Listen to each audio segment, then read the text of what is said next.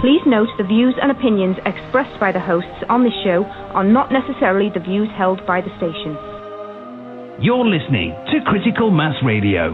Now it's our turn. Yeah, good evening.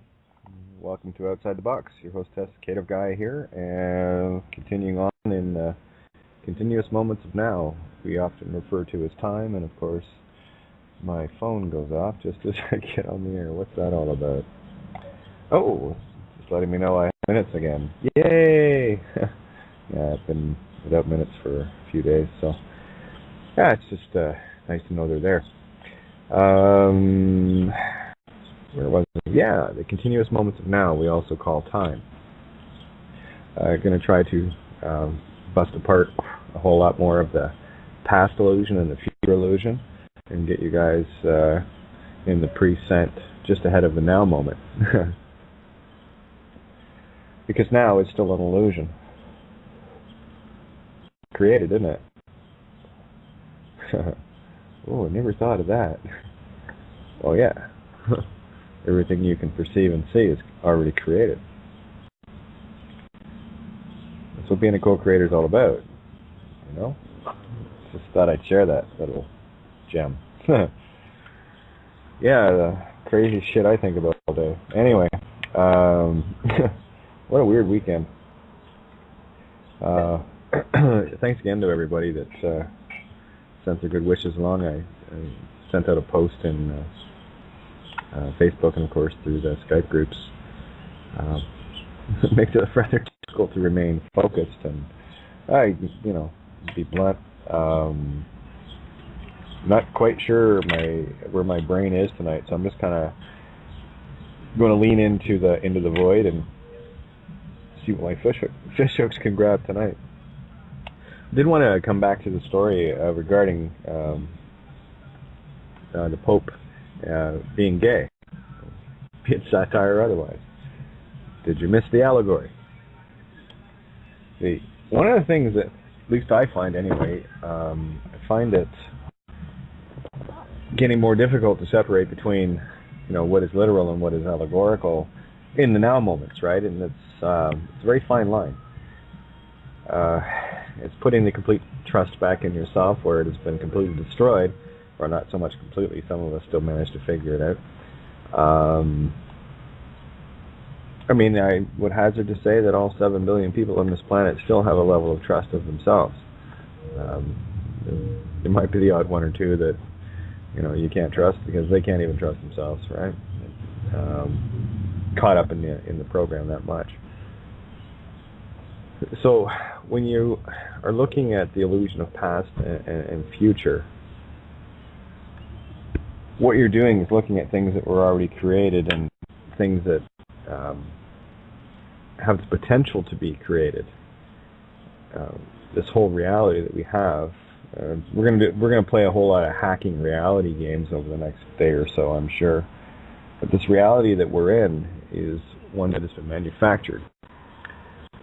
And I'm going to go back to my previous comments with regards to the Egyptian god thought, or thought. I prefer to call it what it is, thought. Poison of thought. And for me, that poison is putting, look at the Masonic motto, order out of chaos.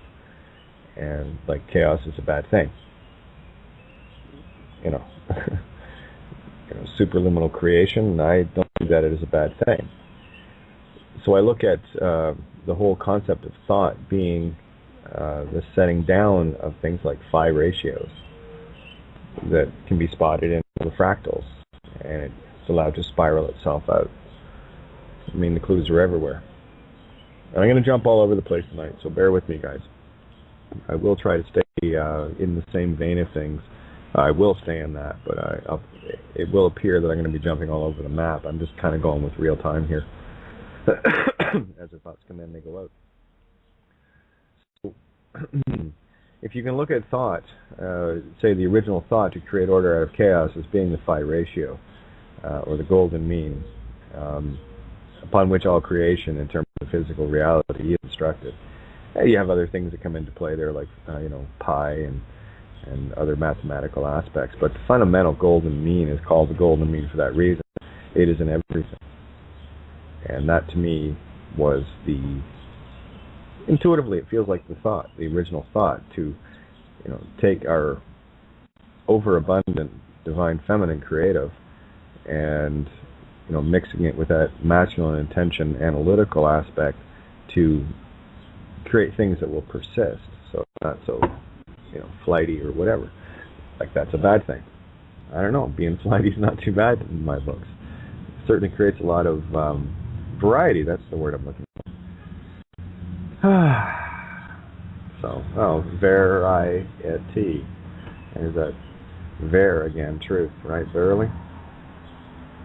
I love the tree of life. Variety, that's a bit of mishmash and what have you. So getting back to the illusions of past and future. See, talking about the Pope yesterday, be it satirical or be it real, it doesn't matter. Because just prior to that, I had also mentioned a cartoon that had come up in one of the Monty Python shows of the big giant foot crushing the pyramids. Now, while that is comedy, who took that seriously? Well, I tell you, when it comes up in a moment now, as far as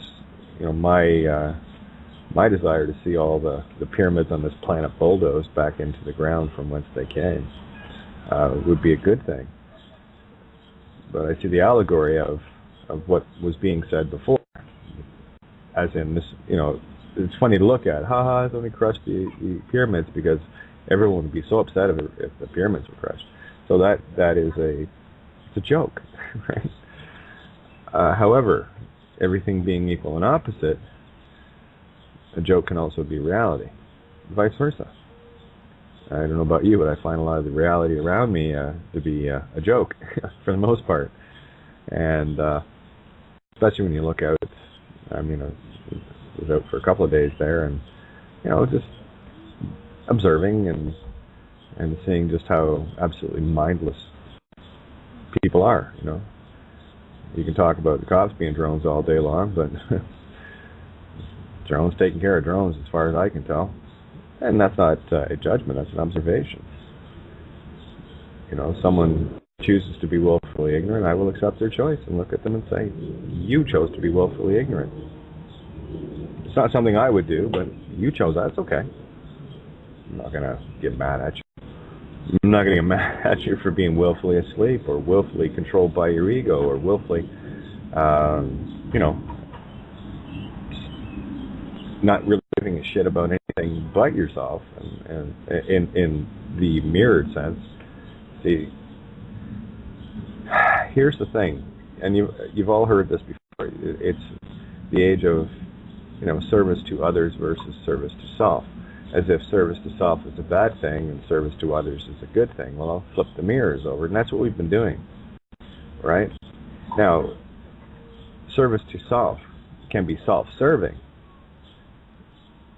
on one side of the coin, where it's completely greed. On the other side, it can be a complete gift in that understanding that bringing yourself into awakening, being if but one shall awaken mentality, you're actually in service to all by being in service to self. By saving yourself, you save all. Right? So I can call someone you're very self-serving, and that can mean something good and something bad. Depends on the perspective of the one that you're referring it to. I'm not sure if you guys are following this, but I'm hoping you're getting what I'm saying here. So getting back to the joke, the joke can be real and the real can be joke. I look around and what would be deemed to be sane and real on this planet is a joke. It's an absolute joke. You've got a handful of people that want to manipulate the entire planet for their own, self-serving in the negative sense, greed and ignorance. Yet at the same time, they have knowledge of things greater, but they're quite content just to play the physical role of God instead of the actual spiritual one. again, degraded beings. Not much more you can say about that. And then, of course, you have their little minions walking around thinking they're doing something good for all the people, when in fact all they're doing is protecting these parasites. And that's all they are, they're vampires and parasites. Certainly not something I would do. Excuse me. So, and most of these people that do it don't have a clue. And that might explain why, in terms of military and in terms of police, they don't want anyone with a with a high IQ. They don't want anyone figuring out their bullshit. And the only ones that do have a high IQ in, those particular things are officers and commanders. And you know who they're working for. I'm not even sure if they know. But I mean, all these dots connect, and as I've been saying the last few days, all the roads lead back to Switzerland. Every single one of them, Zurich and Bern. So I think it's time to burn Switzerland. Capital. Yeah, just an allegory. The Pope, satire or real, it's irrelevant.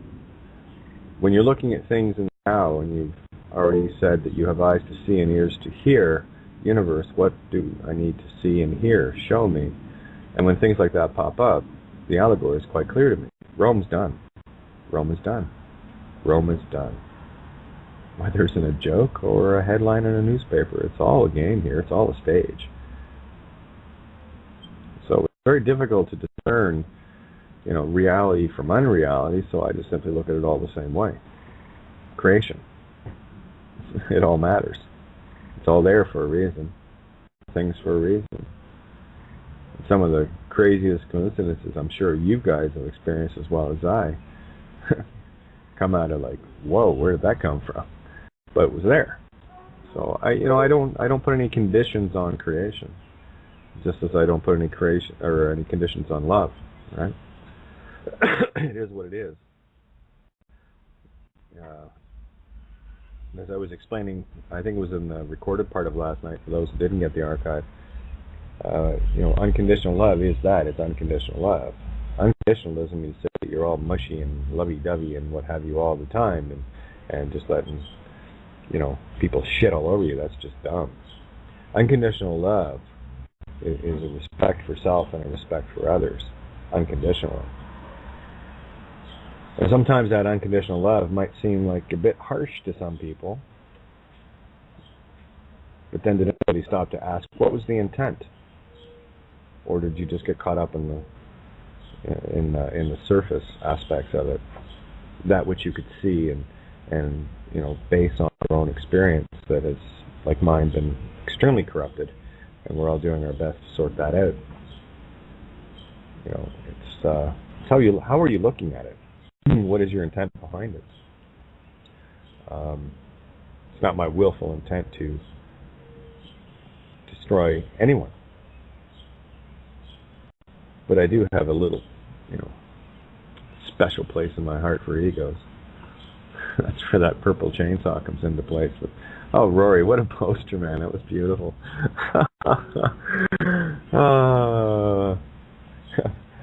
Yeah. Purple vibrating unicorn chainsaw. That was something. And I don't know where you pull this together, but you put together these beautiful, beautiful posters. And I don't know where you're getting it from, but you just keep pulling it from wherever you're getting it from. It's brilliant. It's hilarious. Oh yeah.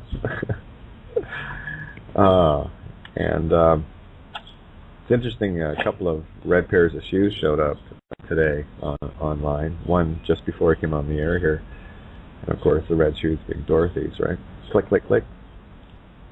And someone had posted on my Facebook earlier today the message that Glenda had shared. So let me see if I can bring that up. Another picture of the red shoes.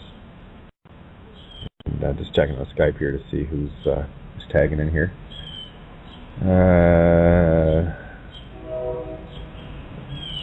Okay, there we go.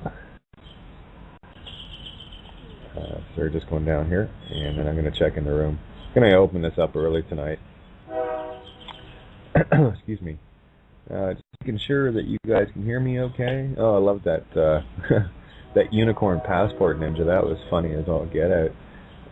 Just just a coincidence, right? That one little girl goes through Turkish customs with a toy passport, and it just so happens to have a unicorn as the picture, and it got stamps and everything.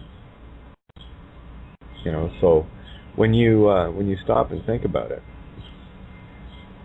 and have a look at the allegory, what does that say to you? It says something completely different to me. I mean, it's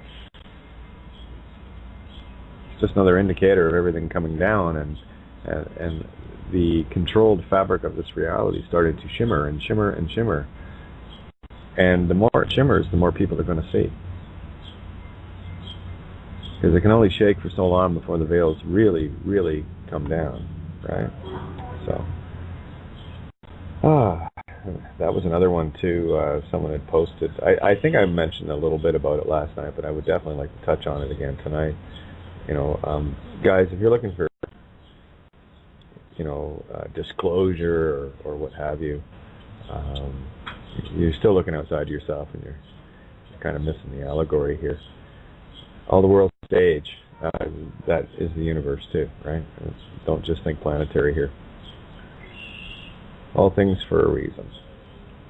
I'm sort of scrolling down to get this red shoe quote, just to finish it off. I never finish it off, so I want to make sure I get it right. Okay, Facebook's being its happy normal self. Let's see if we got some hands up here. I'm just going to move over. Alright, and we get a bunch of callers. Everyone's quiet tonight. What's going on? Oh, we'll just let Kate talk. Oh, happy Father's Day to everyone out there that is. Hey, you got to do what you got to do, right? So, well, I heard from both my daughters yesterday, which is a good thing. Wasn't sure how to respond. Not having heard from them in so long, and well, my youngest especially, I haven't heard from her since last March, April. I think,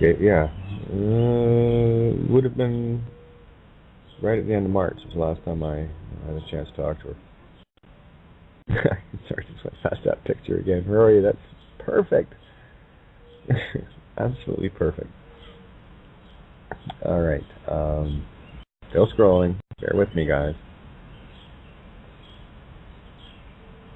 And by the way, anyone that was worried about being late on the birthday thing, I woke up this morning, so did you. So it was all our birthday again today, right? I think that was one of the points I was trying to make as well. I in that post is it doesn't matter what day it is. It doesn't. The day that we're in contact with each other is the perfect day, right? It doesn't need a special time on it. That's, as I said, birthdays are just perks. They're that one day that's got slightly different relevance to it. It's equally as important. We're all here breathing, right? It's a good day to me. Wake up and go, oh, cool, excellent, another go. I mean, the first thing I say on the morning of my birthday is, ha, made it. Next. Keep going, just keep rolling. Just keep swimming, swimming, swimming. You know the movie. Finding Omen.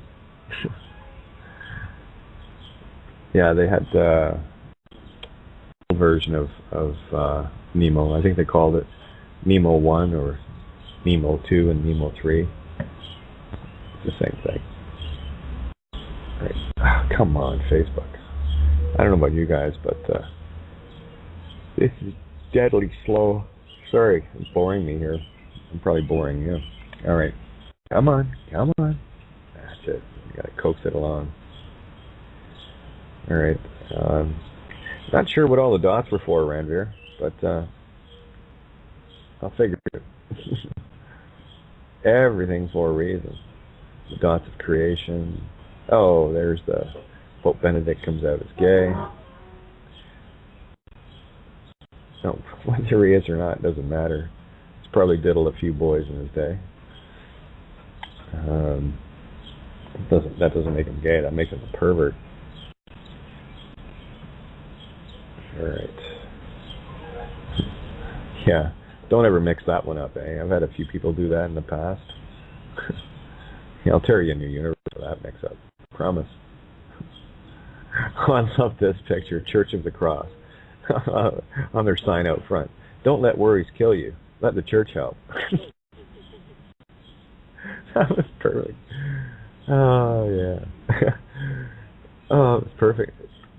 You know, and somebody had a completely different intention when they put that up there. You know, you can read that one both ways. But there's the allegory. Right? Don't let your worries kill you. Let the church help. See? Mirror, mirror. That's what makes a joke a joke. It has two sides of the same truth. It just depends on what side you're standing on. Oh, come on. I love this new mouse, but yeah, it just wants to...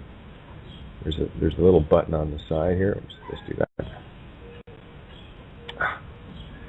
Little button on the side that moves your page forward, moves your page back, and it's right where your thumb is, and it's really frustrating because I just hit it. Anyway. Are we having fun yet tonight? Oh, there's Lisa. I'll pull Lisa in here for a sec. Either that or play the song Rescue, one of the two, right? I'm just tired, guys. Yeah, hey Lisa, how are you? What are you doing to me, Kate? Good evening. How are you today, honey? Yeah, good. How are you? I'm good. It's just about the next day now, but same old story, yeah. What? You just pulled me in. I'm just about to go to bed, start listening, and that's it. I'm trapped. Oh, well, sorry about that. I'll lay off. Yeah, reality checks. Well, the truth is real, yeah. Well, yeah, we like to think so. We'll see. Yeah, see, people are still posting, like, I think that's what's happening. I'm trying to get down this Facebook page and keep wanting to refresh itself. It's a busy hour. I don't know where the hell this thing is. It's driving me nuts. But anyway, Glinda, the Good Witch of the North, you had it in you all along. You just had to find the way. You had to find it in yourself. And that being the key phrase, find it within yourself. Now, what happens, I'm just going to throw something at everybody. I kind of do that. What happens at the end of the game when the truth comes out that it was just a game, and the test was to see who could take it the most serious and fall for it the most? You ever think of that? Just thought I'd share that. Imagine how foolish you'd feel. You know, bitching and screaming about council tax, chemtrails, aliens. What part of the game caught you? What has you rubbernecking? What has you staring so intently as if it was real? And at the end of it all, it's just a bad dream and just a really cool joke. I mean, creator has a sense of humor, I know. I'm a creator, so are you. Kate, I was listening to your show last night, which I will comment on further in a minute, because I think it's a fantastic show, absolutely amazing, and the input you had from Andy and the way you two interacted was absolutely wow. But I said to you earlier, I was listening to it, I was lying outside in the garden today, because I hate being inside now, I have to be outside. It's your fault, it's a bloody bird song. I have to be outside, and I was lying there under the clouds. It wasn't even sunny, but I was just lying there listening to you last night, and when Andy came in, and thanks Andy, by the way, for the kind words you said about me, and the way you two interacted was just like, wow, and I completely and utterly got it, and I have to say, in some ways I think I get completely what you said about the ego and the tricky little bastard, all of that, completely, utterly get it, and I think Andy did too, to a large extent. He's a lovely guy. He does he does react in a way that I guess how you reacted too. I don't think he means it all the time. I think he's just trying to explain things, but I think possibly the way you two interact didn't quite work, but it did work. No, Lisa, here's the truth of it. That wasn't Andy I was interacting with. That was the program. I saw Andy on occasion, yeah, and that's what I was still reaching for, chainsawing. So no, any of the other nonsense that's not him. I know what that is. That's pure program. That's coming right off the canvas. One that was painted for everyone. Kate, honestly, as soon as you said that, I could see it, and I know that, and I feel that, and I do get you. Honestly, I do, and it came across, I think, really well, and it was a fantastic. The way you two kind of got it, although it was a bit stressful at times, I was thinking, oh my God, what's going to happen next? But I did get it, and I think it was very tutorial to people. It was great. Well, that's what I said about last night too. It was a beautiful contrast, and one of the things I am absolutely ruthless when it comes to egos, because I know it's not the person I'm talking to, it's the program, and I'll imagine having someone standing beside the TV set and the TV set's doing the talking for them, and I'm bashing the shit out of the TV set that has them convinced it's them, and then the ego's getting upset about it, right? The true being would be looking and going, oh, thank you, oh, now I can see what was going on, and that's really it, because the ego is a completely detached program entity. It's not you at all. So, Kate, I do get your gift. I really do get your gift, and it is completely real and true. I see it, and I really saw it. Listening there, just lying there, I just felt it totally. And sometimes I feel a bit on the outside, because I do feel at the beginning of this, and I know you're way ahead of a lot of us, and I get that strongly, because I feel a bit ignorant sometimes, but I really did feel that with what happened last night. I think, yeah. I got it. Okay. I'll put that one in the mirror for you. I'm not ahead of anybody else, because I am everybody else, and I am the net sum of the experiences I have with everyone else. How am I ahead of everyone that's getting me exactly where I am, shoulder to shoulder? Okay. Well, okay. Another instance I'll give you, and this is something I posted to you just before, and because I found it on YouTube, the thing you did a couple of years ago, this free man in court thing over in Canada, and I thought it was fantastic, by the way, absolutely amazing. But I know you're not on that kind of trend anymore with regards to doing that, but you've been there and you've been through that. So I think with a lot of it is kind of a journey that we go through. We go through certain stages. We reach certain stages at different times, obviously. And you're beyond that now, and I can see that completely. You've been through all of that. You've suffered, you've felt the pain, but you've done it with complete honour and integrity, and I get that and I feel that. So I feel that you're so much ahead of us, but some of us are still at that stage you were back then. Well, absolutely, and it's not about being ahead either. See, here's the thing: I don't cling to victories.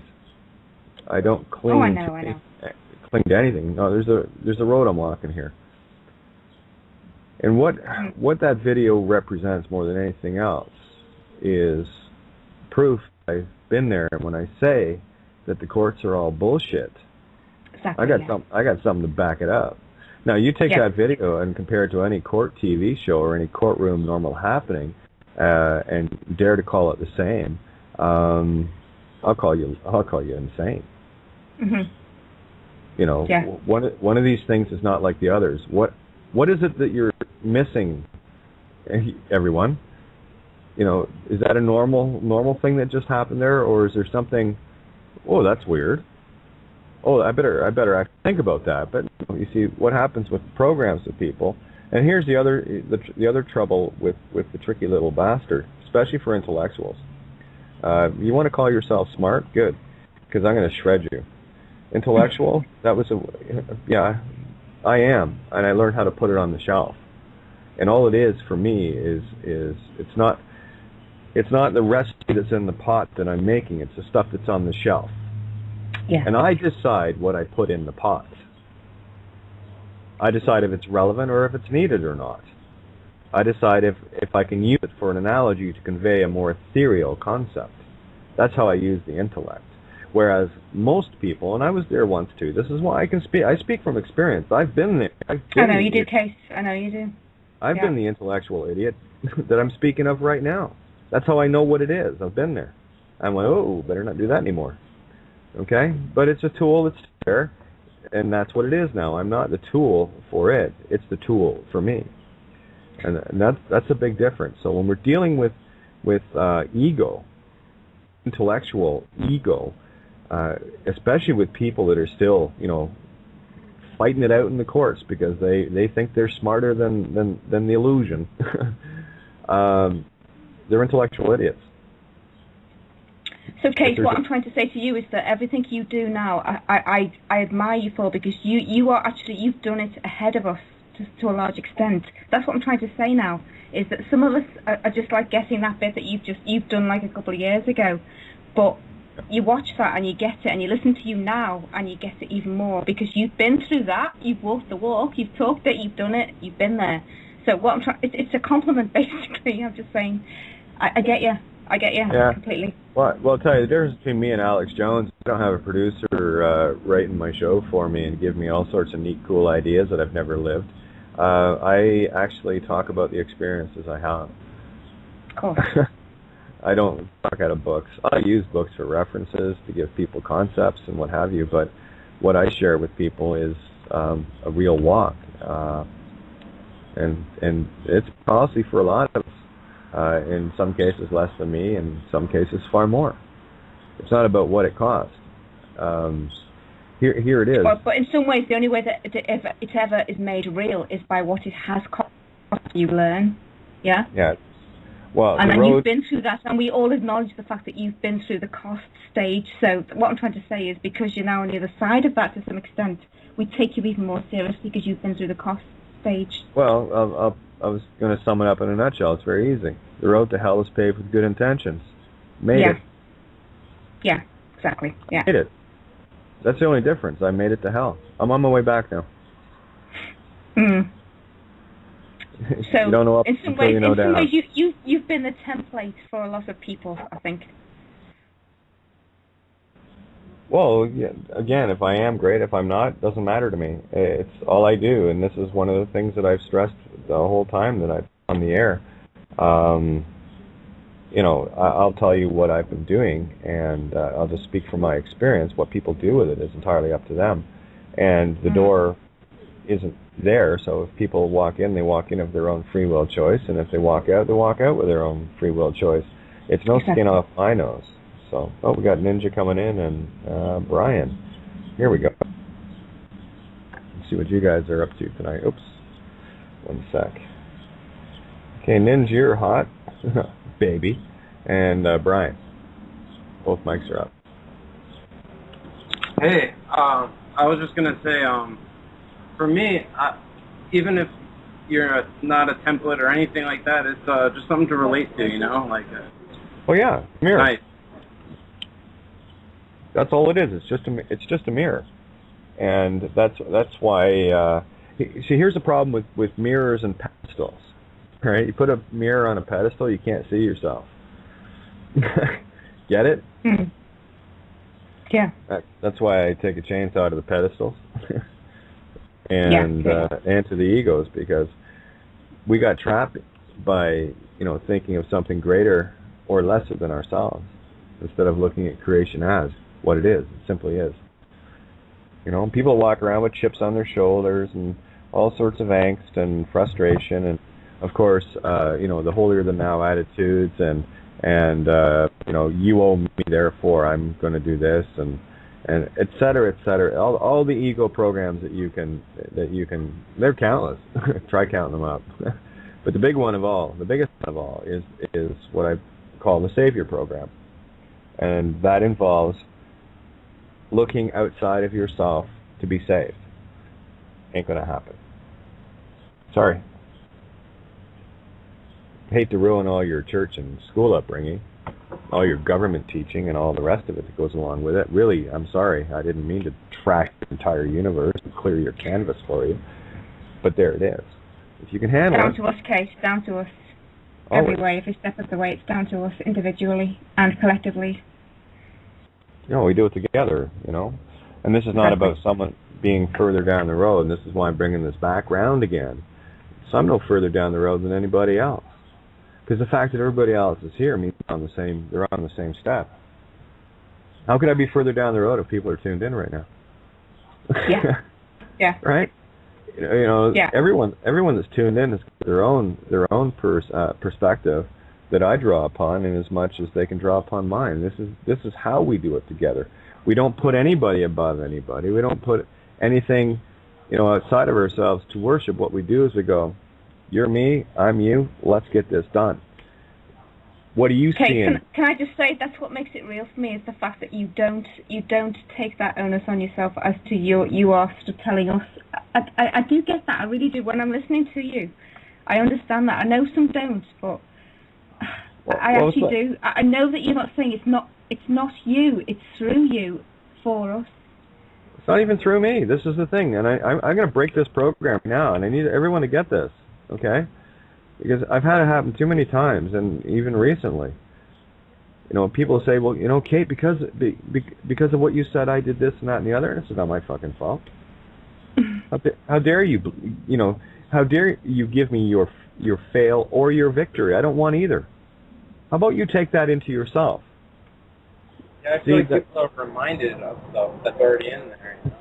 Oh yeah, that's what I'm referring to as the icon, right? And the idol. You've got something outside of yourself that you're looking at, right? Thou shalt have no other gods before who? Me. Thee. Take the hint. It's a good one. There's some pretty good stuff in that book if you know how to read it. It's amazing. You got literally billions of people walking around this planet having been reading the book backwards and living it backwards. And what do you expect? Of course you're going to have wars. Of course you're going to have pedophiles. Of course you're going to have murder, mayhem, and chaos and ego and all the rest of it. That's all that literal teaching says, right? It puts someone on a pulpit. There's your icon idol right there. You walk into any religious institution. By the way, institute means no standing. Of course they want you kneeling, right? Constitution without standing, that's the notwithstanding clause. And you guys all fight for the Constitution? Are you shitting me? Moron. Nothing to do with you, and if it did, well, you don't have any standing anyway, so shut up. All right, so but here you go, you're walking into these buildings. I don't care if it's a courtroom, I don't care if it's a church, a synagogue, a mosque, whatever.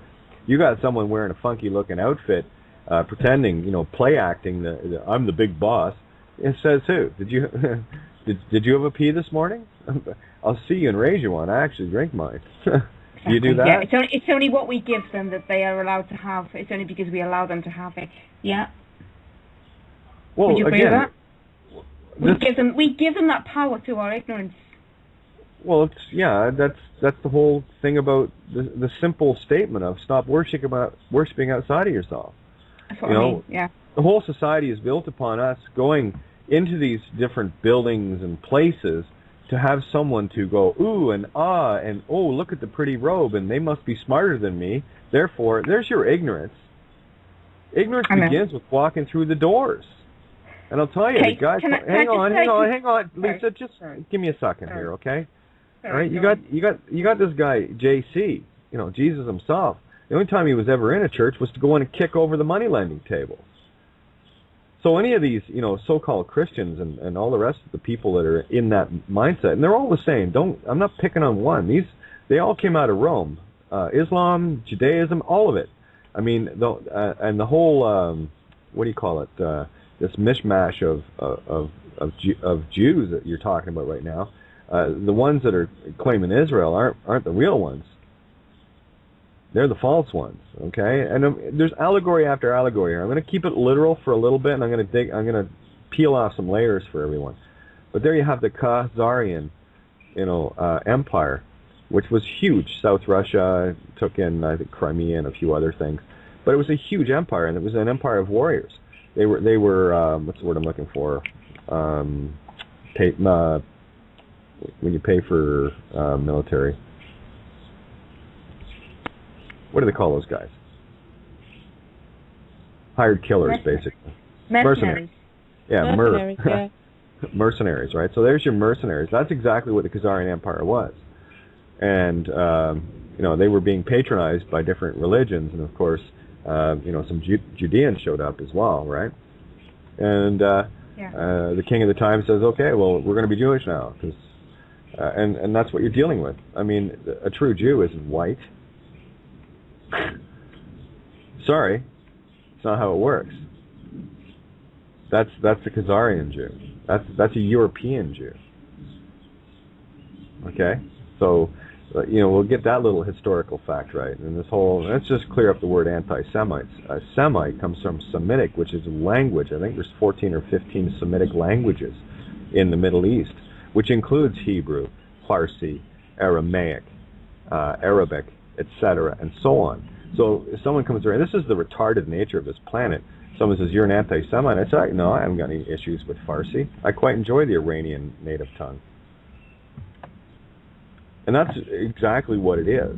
But what has happened is our canvases with these beautiful little parrots called egos that will spew facts and figures because it sounds clever and smart. That's why I tell people I need, if I'm going to have a conversation with anyone, what I need people to do is to shut up their tricky little bastard for 5 minutes and stop trying to think of the next clever thing you're going to say. Because I'll call people on it, and I've done it every time. All right? If we're in the same vein, there's no thinking required. We just go with it. It's a flow. There's no ego involved. So okay, can I just say something here? Sure. Sorry to interrupt. That's Sorry. That's okay. But I guess, obviously, I completely agree with you, and I feel it completely. I'm on your side, totally, honestly, I really am. But sometimes I feel with certain people, I know what you're saying about the tricky little bastard. Do you know what? That brought it out to me so much last night when you were talking to Andy. Andy's a lovely, lovely guy. His heart really is in the right place. Oh, he's in the right place. I get the indoctrination. I get the Catholic thing. I totally and utterly get that completely. But sometimes I just think we have to kind of stand back a little bit, just to kind of stand off a little bit to get them to get it in their own time, as opposed to kind of like. No. You show up at my fucking table. You eat with me. Okay. That's how it works. Right? Okay. So you can take your tricky little bastard of pity and all the rest of it, feeling sorry for an ego, and go sit at the other end of the table and talk with someone else. Okay? That's how I treat it. Okay, no. You know I'm on your side, don't you? Yeah, I'm with you completely. I don't need. See, here's the thing, Lisa. I don't need anyone on my side because I'm on everyone's side. It don't matter to me. I'm on the side of creation. I'm on the side of light, love, unconditional. I'm not on the side of the tricky little bastards walking around trying to be the next clever Einstein. Of course you're not. Of course you're not. Yeah, but hang on. Look what Einstein built. He gave us the ability to kill millions of people with atomic warfare. What I'm trying to say, I suppose, is from getting some people at the total other end of where you are completely, and some of us better than you are at, is that we have to kind of like. Do you think we have to be a little bit tolerant in some ways to kind of get them to get there? No. Hey, Lisa. Yeah. You can be as tolerant as you like all day long. Go for it. But why are you asking for someone else to do what you want to do? What I'm trying to say is that we've all been there at that stage at the beginning. No. What you're saying is, you disagree, but you're not actually coming right out and saying it. So you're dressing it up in I get you, but. Why don't you just do your thing? Let Kate do her thing. Let me do my thing. Because everything we're doing is valid in and of itself. We don't all have to do the same at the same moment, because we're all on the same road. That's right. It's called a variety. Now, and here's the thing. When people, I give people kudos that want to come in and chat. I give them kudos, especially Andy last night. He wanted to come in and chat with me. And what that tells me is that's the real being needing to get that parasite off himself. And people will endure truth to the point that they can or cannot handle it. I promise you, I will take you to your make or break point. If you want to hang out with me, here's the rule, and I'll talk to any ego this way. You pick a fight, expect one. Case, the only thing I'm trying to say is that people are at different stages, and I don't care, Lisa. You've said it a half a dozen times. I'm going to tell you no. Sorry, I am not going to yield. But how can you not accept that you 2 years ago were at a different stage to what you are now? Excuse me. What did I talk about at the beginning of the show? Was I talking about past and future being illusions? I'm here now, hon. The door is open now. I come at people with what I know now. Because I don't you care are what I ahead of did. most of us. I don't because care. You've been Stop. through. Lisa, stop. That's a compliment, by the way. I don't need them. That's a compliment from you, what you've been through. You've been through a lot. I don't need them. That is an ego stroke that I don't want. Thank you. Stop painting my canvas. But don't you think people have to go through these certain stages? No, I don't think anything. You see, that's program talking right now. Okay? And I'm bringing the chainsaw out, hon. Okay. Okay? I'm going to be real gentle with you. But I'll tell you right now, what you're doing, that's pure ego. All right? So, all right, let me ask you one question. Have you ever been through the ego stage yourself in the early stages? Damn straight I have. And I wish someone... So do you think some of us are still at that stage? Okay, I won't bother answering the questions. Never mind. I won't answer the questions. You ask me a question, I try to answer it, and then you jump in with something else. Sorry. All right, sorry. You asked the question. Do you want me to answer it or sorry, I'm not going to give Sorry. I'm not going to give yes or no on these. I can't. No, if people come to my table, Lise, this is how it works with me. You come to my table, kudos to you. And if you are really ready, you'll get what I'm saying, or you won't. And it's not like I know everything. I don't. What I do know is what I've experienced and what I'm sharing, and the things that most people cannot see are things that how did that get there? And then I share those things, because these are very, very surreal things. And it's no wonder we missed it, because, hey, listen, we've been trying to figure this out for thousands of years. And I know why now, because everyone was stuck in the illusion, trying to solve it with, this and that other method and technique and process, ascension and aliens and God knows what. Okay? I'm not buying that shit anymore. And if you come to my table, it doesn't matter where I've been. I've already talked about it. It's where we're going is what I'm concerned with. I agree with you completely on that. Yeah. Okay, so, with regards to being, gentle, you start a fire. I'll throw wood on it for you. No problem. All I'm trying to say, Kate, to you now, and shout me down if you want, all I'm trying to say to you is that some people are at the stages that you might have been 3 or 4 or 5 or 6 or 7 years ago, and we have to take all those people into consideration, because they're only just learning. Don't we? No, I don't. No, we don't. No, we don't. What part of but surely the fact that you've been through that means that other people have to go through that too, doesn't it? The whole purpose of me doing this is to try to make sure that people don't. Okay. If I stepped on a landmine, knew where it was, had my leg blown off, and there was another one right there, you might find me standing pretty close to it saying, don't step there. You see, people like me walk the minefields because we can. I'm built for this. Other people aren't. I get you.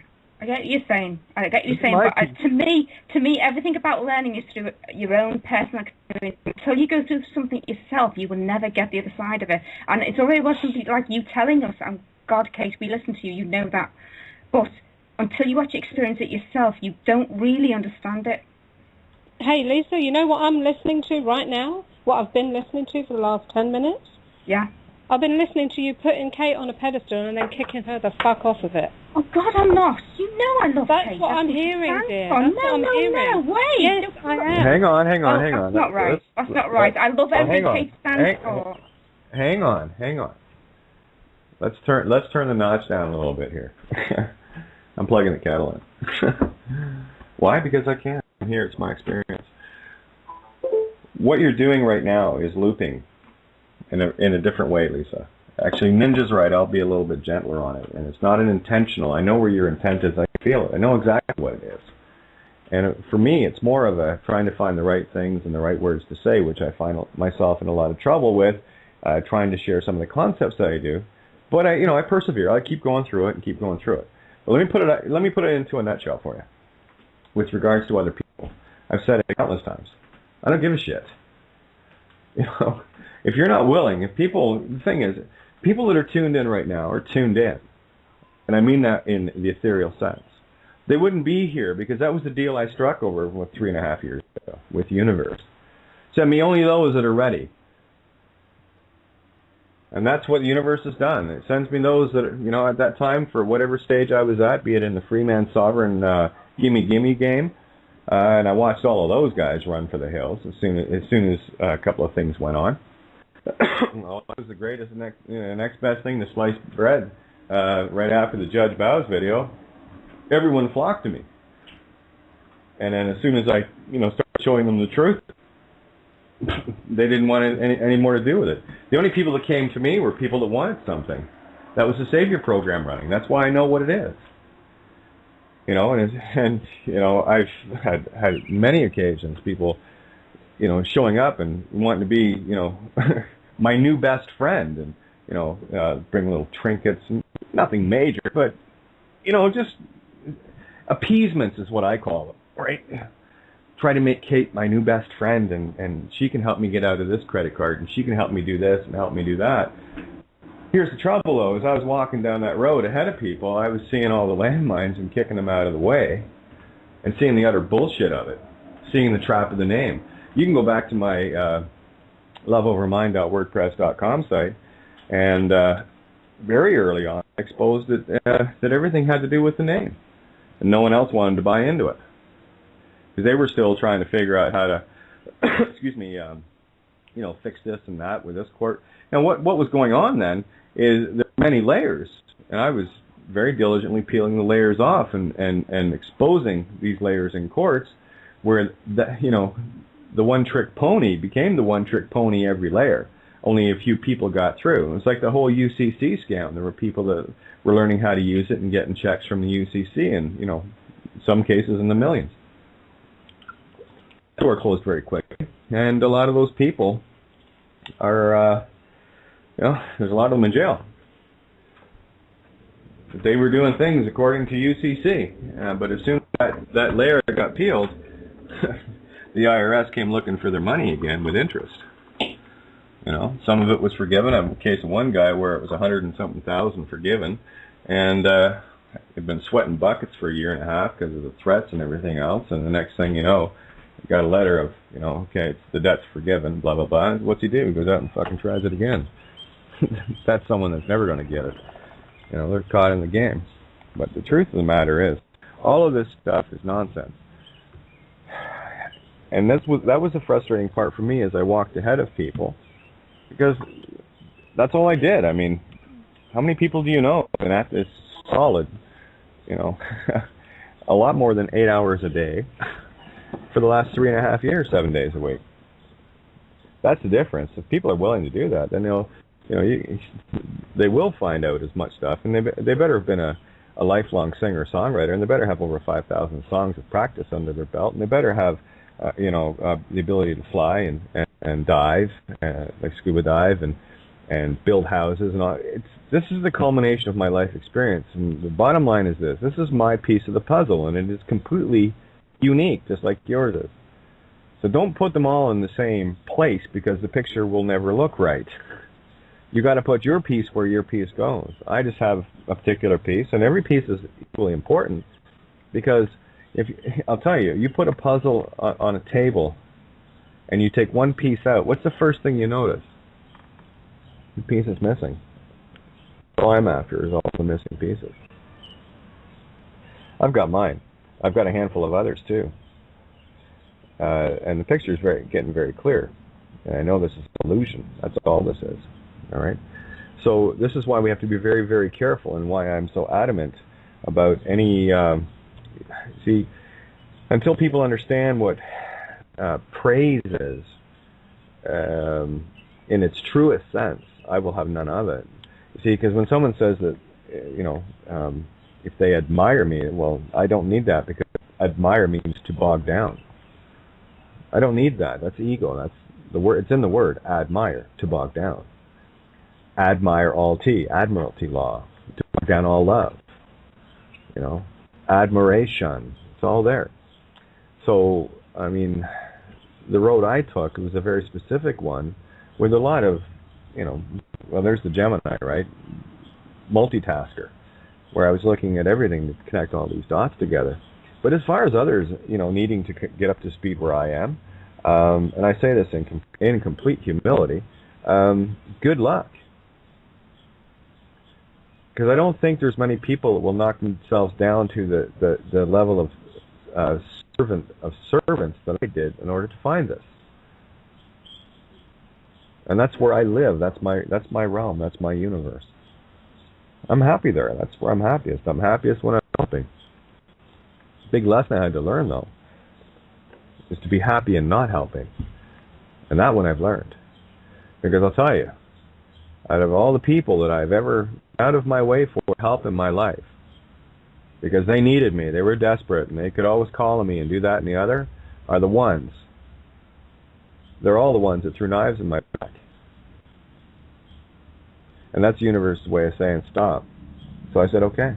So as far as the other ones that you're speaking of, Lisa, they can catch up whenever the hell they feel like it. It doesn't matter because it only takes one of us to wake and then we're all caught up. You see what I'm saying? So we can either help each other by keeping moving along and, being self-aware and fixing ourselves in order to get to the awakening of ourselves, or we can bog down others by, being all opinionated and thinking that everyone has to go together. No. Equal and opposite, good and evil. See, because what you're speaking of and what most people speak of is strictly a duality. Well, we want everyone saved, so we have to help everyone. It says no. No, that's the sure way to get yourself drowned. There's the rescue diver concept.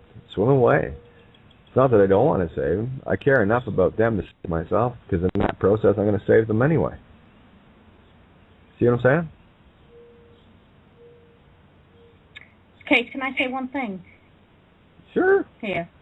Yeah. I'm not disagreeing with anything you say, because you know I love what you say. You know I love you. Yeah, I just want to say, do you not think it's a culmination of stages within your life that have brought you to where you are now? And do you not think other people have to go through the same thing at different stages in their lives to bring them to where you are? I will never disagree. You are at a higher point now than most of us, and I get that completely. And I feel that totally.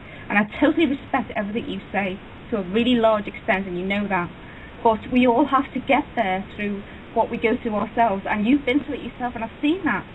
I know that. So what I'm trying to say is, in some ways, sometimes I think you are a little bit disrespectful to people that are going through that initial stages that you've been through. I don't mean that in a nasty way. You know I don't mean that.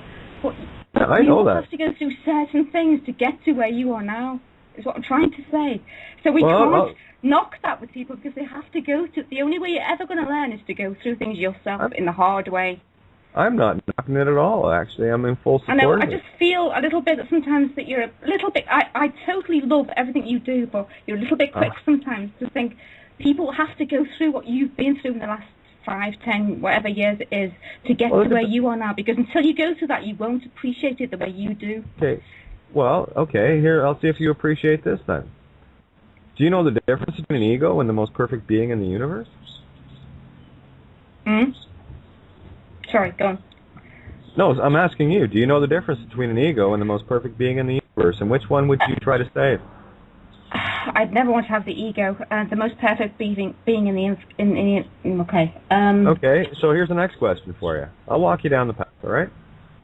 So if you're interested in reaching that most perfect essence of the universe, and knowing full well that the ego that's trying to make them think it's them, which is a complete program that's jumping in the way, who is it do you think you're talking to most of the time when you're talking to people?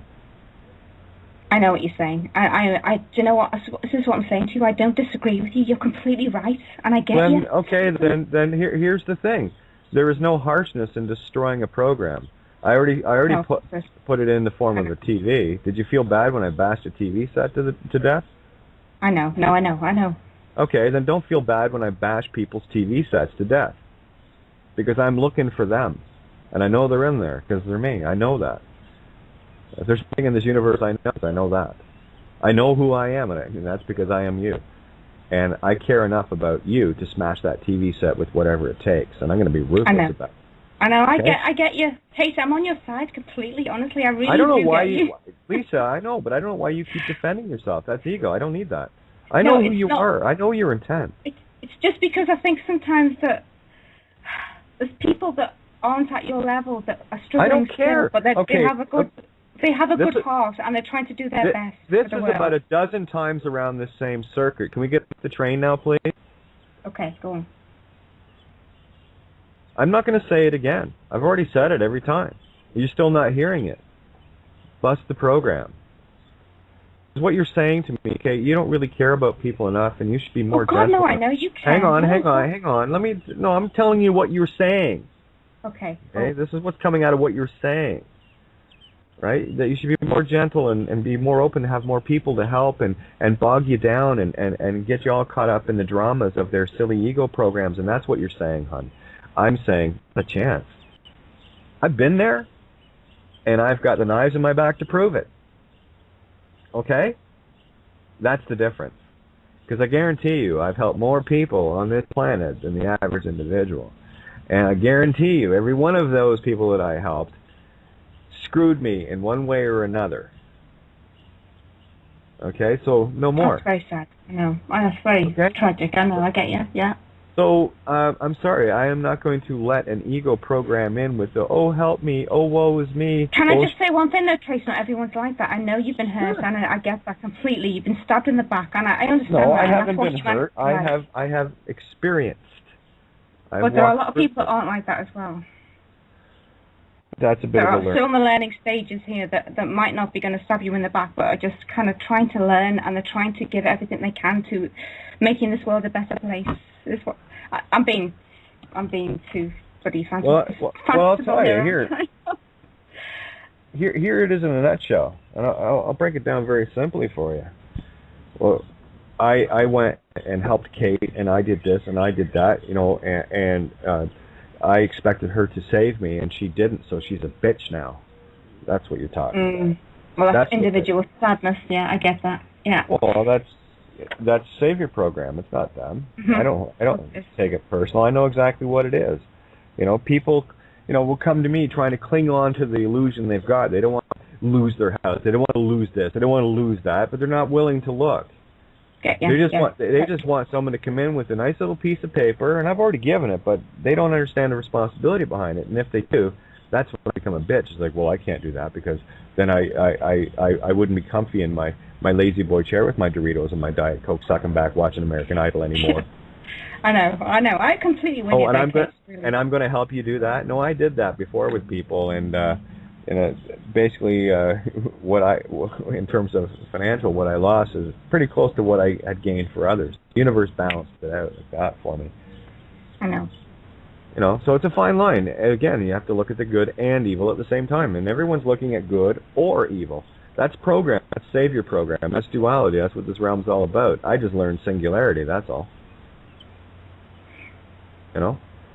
I went through an email my daughter wrote me a while back. I finally, if it's Father's Day, well, I'm going to say it was Father's Day. I'm going to read it. So I did, and it was a perfect mirror. I mean, I understand some of the stuff that she was saying in it, but it was from a one-sided, never hearing anything that I was saying perspective. Making assumptions about things that doesn't know anything about. Did you know that the assistant coach that was on her soccer team was the chief bailiff for the courts and was actually a plant to keep an eye on me? Did she know that? No. Why didn't I take her to the soccer games? Gee, I wonder. But, I can't say anything about that. Instead, I take a slap upside the head. You didn't even come to my soccer games because you don't like this and that. Well, okay, if that's what you think, that's fine, but that's not my perspective.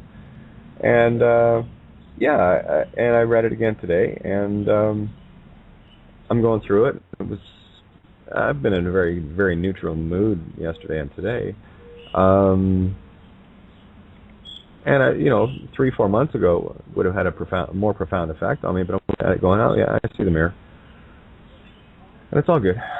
It's all illusion. It's all designed to distract and take away and what have you. And that's the toughest walk of all, keeping your center and not letting these get to you.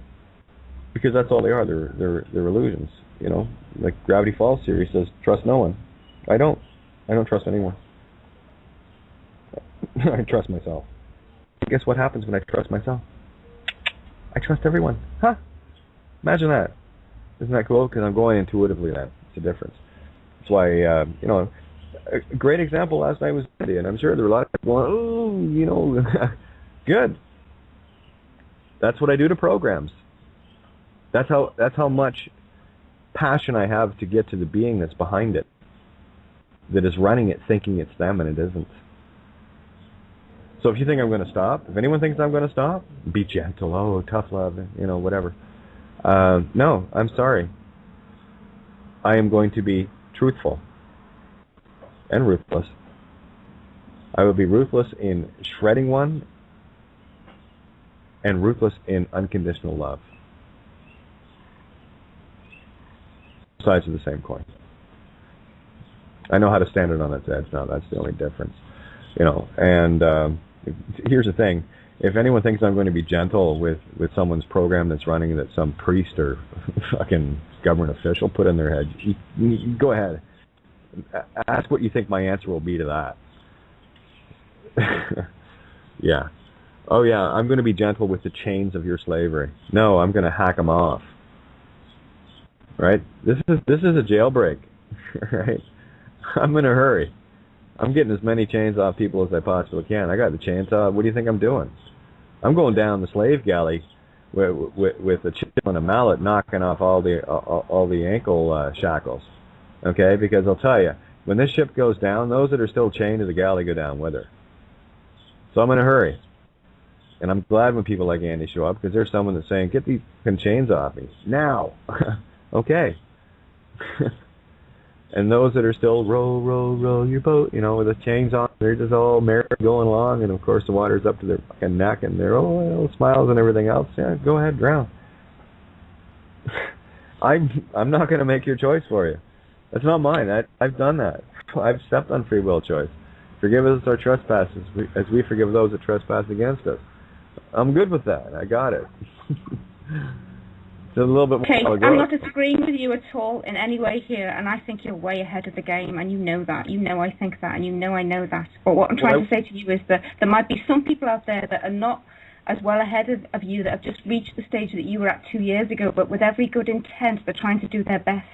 So what I'm trying to say is that should we not support them? I know you do that anyway, and try and get them to the next level, of course. So why did you even mention that? Of course you know I support them. Why do you even bring that up? I know you do. I know you do. I know you do. Listen back to this show and hear how many times you said the same thing. And every time I've answered you the same way and tried to break the program, and it's still running. I'm just trying to be human, Kate, that's all. You know why I know the program's running? Because you've been there and you've done it, of course. No. It's got nothing to do with me. I'm going to tell you why I know your program's running full bore. Because every time you come in with a statement, you say, I agree with everything you say and this and that and the other, but what does but do to everything before it? I know, I know. It negates it. It's the program. But is a program word. Lose it. Okay. No, it'll help a lot. Wait, because it makes you stop and actually reassess your position. And you shift your perspective when you do that. There's nothing wrong with saying I agree with everything you're saying. However, there may be another perspective on the same thing. I'd like to share that, because there always is. Right? See, I don't agree with everything I say either. A lot of times I'm working things through because I want to see where this perspective is going. So I don't have an ego. I have no vested interest in anything but the truth. So it doesn't matter to me how I get there. If sometimes I get straight as an arrow, and sometimes I trip over my own tongue and my feet and break a heel or whatever the case may be to get there, but I get there. I don't put any preconceived notions or constraints upon myself to make sure that I have, like every night, I got to get something. No, I show up and it's going to be what it's going to be. I know, yeah. I know right? that, I know that. So leave it at that. And as far as other people that aren't, quote, this far down the road, it's not relevant. They're exactly where they're supposed to be. What part of creation did you think wasn't perfect? Yeah, true. It's perfect. It's perfect. So I don't know why people are such a, we have to, little Billy's only getting a C average and the rest of the kids are getting B+. Let's slow the rest of the kids down to make sure that Billy catches up. I'm thinking, no, Bill's got exactly going on what he's got going on. Leave him alone. Chances are he shouldn't be there anyway. He should be out, painting because the kid's an artist. Okay, so yeah, I get rid of all the canvas garbage. Throw it to the wayside. Because I'll tell you, until people throw that canvas away, they'll never see the allegories. They'll never see the true reality that's going on around you that's had you controlled for lifetime after lifetime after lifetime.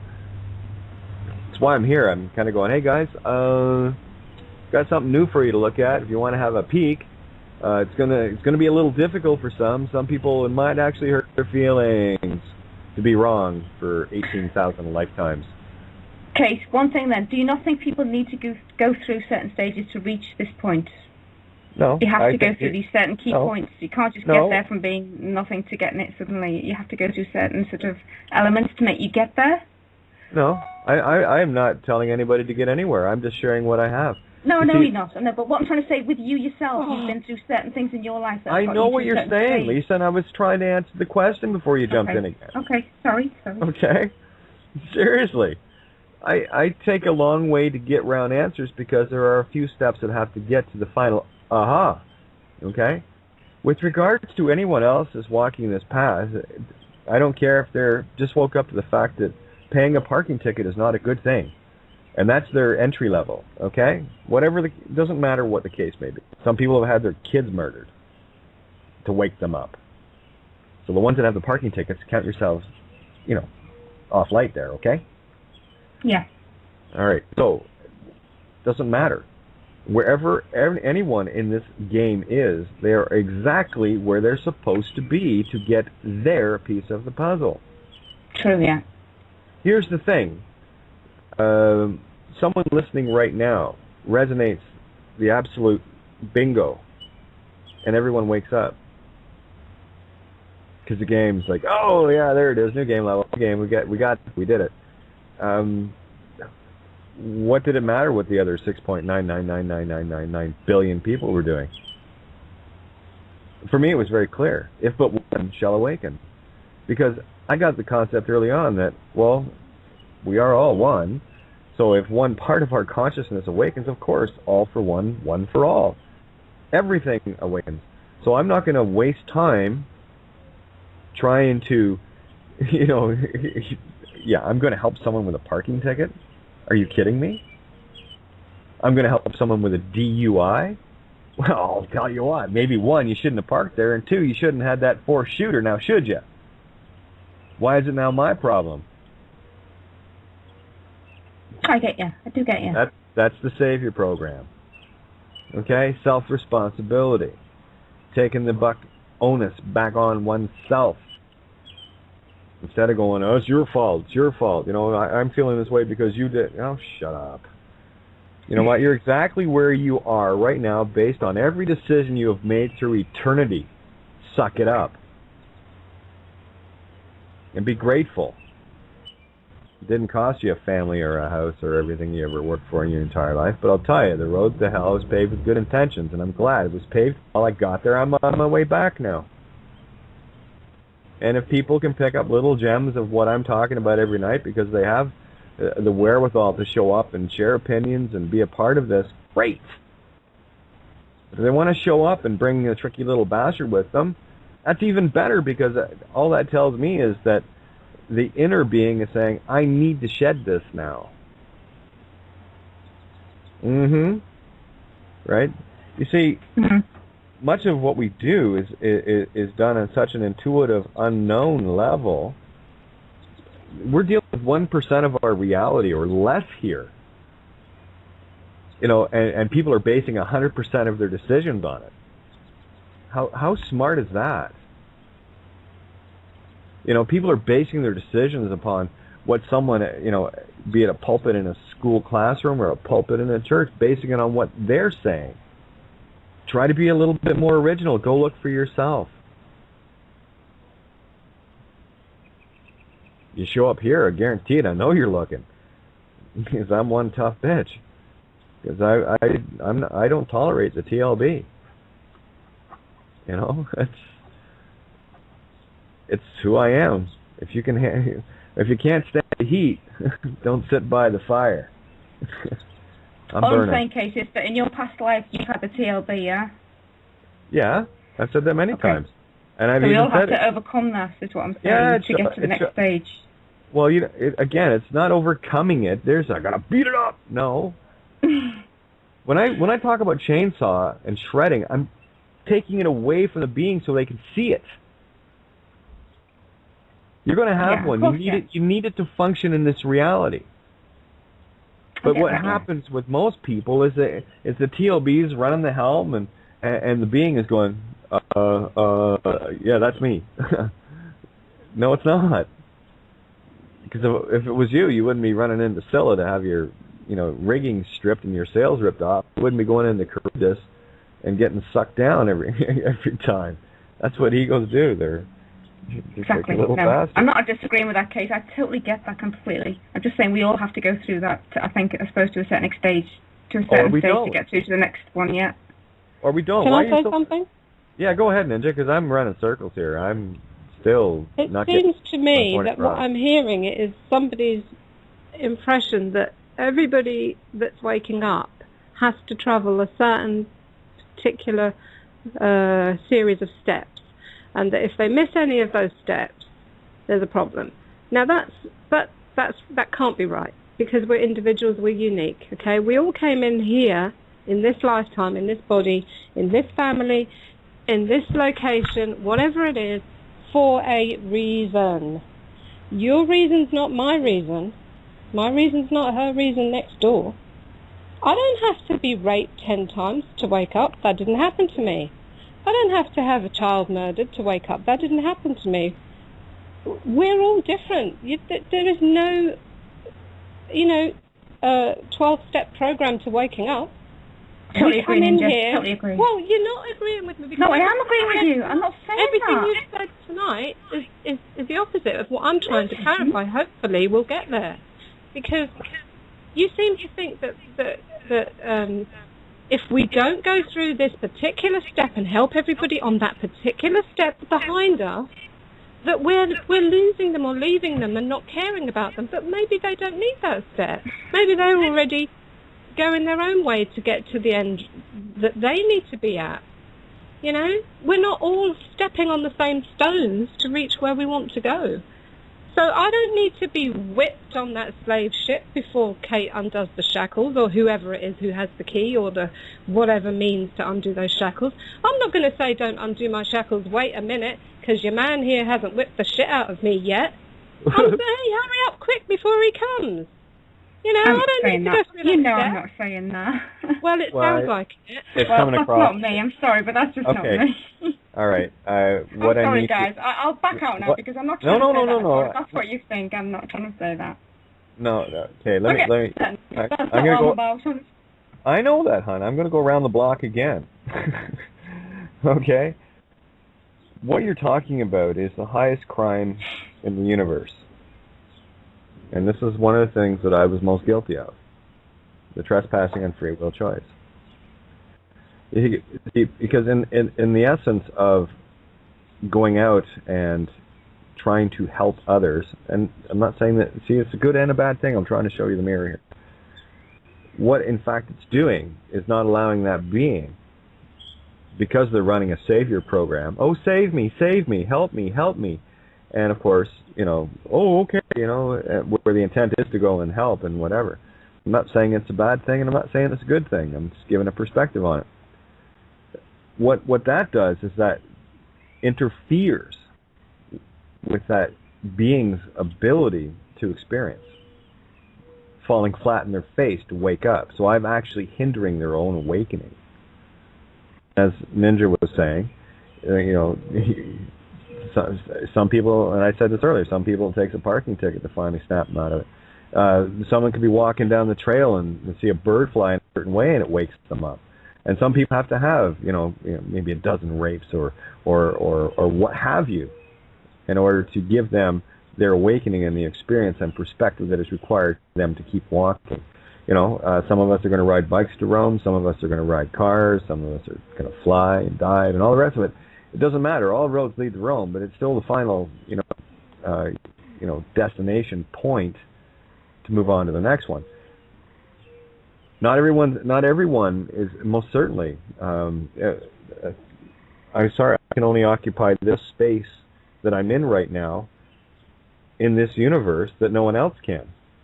Only you can occupy the space you're in, right? So, we go out of our way to, and it's such a fine, it's a razor's edge, and this one I still haven't got the words to explain it, but it's only just an experience. It's a feeling, not something you can really express verbally. I'll do my best over the coming days. The thing is, when you help someone that isn't ready to be helped, this is where the mirror kicks in, right? Where they're just walking through in their victim pity mode, chips on each shoulder, balanced individuals, looking for the easy way out, looking for someone to crutch them or carry them or rescue them or whatever the case may be. It doesn't really matter, okay? You're impinging on that. So the razor's edge here is spotting that, saying, oh no, that's someone that's just a user. That's someone that just has their own ideas of what they're going to get out of this, and it's called a free ride. Now there are others. Let's separate the pack here.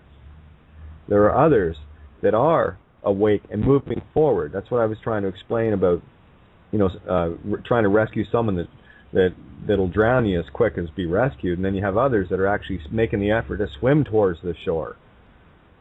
And they say, I'm tired, can you, it's like, look at, nature shows you with geese. Every so often the lead goose from back fall to the back ranks, and another one will take the lead to set the pace, right? And that's what we have to do. We all take turns, and yet there are some. What was the essay I wrote? I think, did I read it? About the ones that want to show up at your party and bring to your boat that you're trying to rescue people with, and they want to bring their deck chairs on with their suntan lotion, and of course here's a few of us rowing this boat. And then they're inviting all their friends on. The boat's just getting heavier and getting deeper in the water and taking water on. And, they're not rowing. They're not doing anything. They're along for the free ride. They're coat-tailers. They're credit grabbers. They're the ones that want the glory but will not, put the guts into it. They're the ones that are quite happy to stand back and let others do the work for them, clean up after them. Okay? That's the difference. I'm not interested in those. Those are the ones that have stabbed me in the back. That was the fine line razor. I think I might have nailed it that time. Okay, that's the difference. There are those that are out there making the effort, and it's selfless. And then there's those out there not making any effort and being totally selfish, yet putting on the guise that, well, I'm awake and I'm part of the. No, you're not. You're a fucking anchor. Every boat has one. You're it. So guess what I'm going to do to the anchor for clear sailing? Because this boat ain't stopping. I'm cutting the chain, and that anchor is going straight down to the bottom where it belongs. And eventually, after enough tidal waves, pushing that anchor slowly to shore, it'll get back to where they can actually see things again. Okay? Or they might even have a diver come down to rescue them, bring them ashore, and there it is. They weren't even ready at that point. All things in time, all things for a reason. And the more you try to help someone that's not ready to be helped and is just looking to cling on, they're the Klingons, okay, to the material aspect and stay trapped in this game, you are actually hurting them and yourself. So you've trespassed on their free will choice, and guess what you get to wear? The golden rule. And that's exactly why I'm sitting where I am right now. I look back at all the people that have, in their moment of need, picked up the phone and called me, and I was there. And all I was, and all I ever will be to them until they snap out of it, is a coattail to ride on. And then, of course, someone to blame. Okay? Because that's what happens. It's funny how people go silent. That's just guilt. That's just blame. That's just an unwillingness to confront oneself. One of my favorite questions is, do you know the biggest difference between you and I? Yeah, I didn't think so. And really, that might sound like tough love to me, but that just feels right and thinks right because I've lived it. And people can, I'll tell you, those that have called me in the past looking for help, this, that, and the other, and they call me again, sorry. Oh, by the way, here's the cutlery back. As I take it out of my back. That's the thing, here's what I get to be most of the time. I get to be a bridge that people cross, and then they burn it. And I do my best to rebuild the bridge, and a few of them have walked back across, go back across again to burn it again. So guess what I do now? I don't build the bridge anymore. I can't, because they need to wake up. I'm not helping them.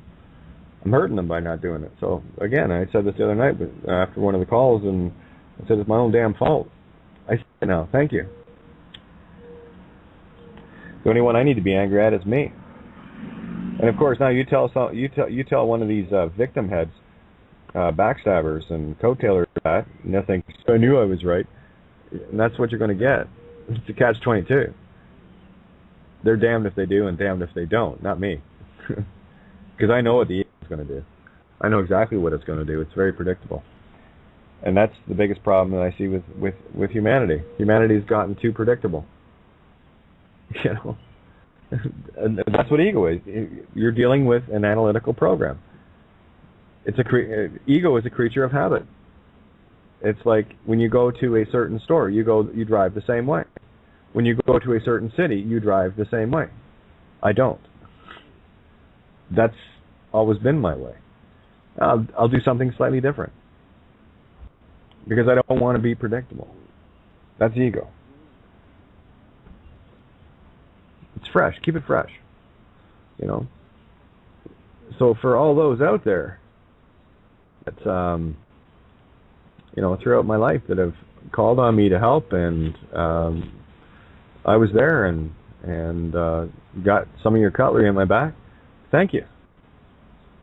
Here's your cutlery back. Here's the other trick to that too. You get to experience it now. It's yours. It ain't mine. That's the golden rule. That which you have wished upon me, you've wished upon yourself. Mirror, mirror. That's not something I would do. Not anymore. So I walk a very careful road. It's very narrow. But when you really get onto it and really find it, it's miles wide. That razor isn't so thin anymore. It's almost like you have to pass through the really narrow straits, the pillars of Hercules. When you get there, you get the open ocean. That's where I am, open ocean. And I'm not letting anyone sink this boat anymore. Not anymore. So for all those that are, freshly awakening, congratulations. Know who you are. Know thyself. And I mean, yeah, it'd be a hell of a trek to go back through and try to listen to all the shows I've ever done. But I tell you, if you just listen back to the last 3 months, you got all the answers you need. All of them. They're all there.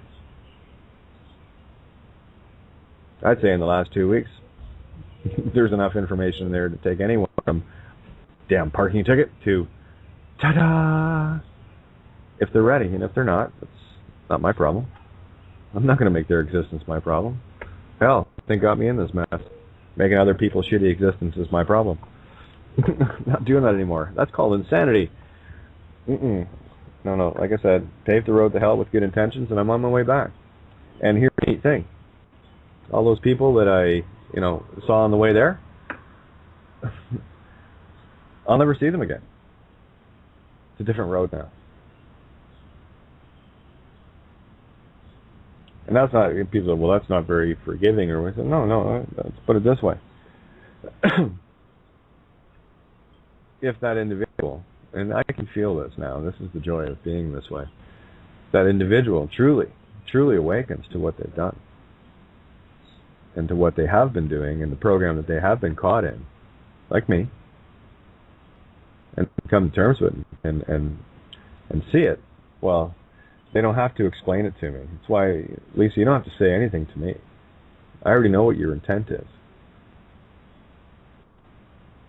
And the words don't always work. I guarantee you that. And generally the words are very atypical of an ego program that has to run. And that's okay. I've been there, done that. Got a t-shirt. Got rid of that, trade it for a tank top. Moved on. It's all good. No worries. Yeah, I don't take anything personal.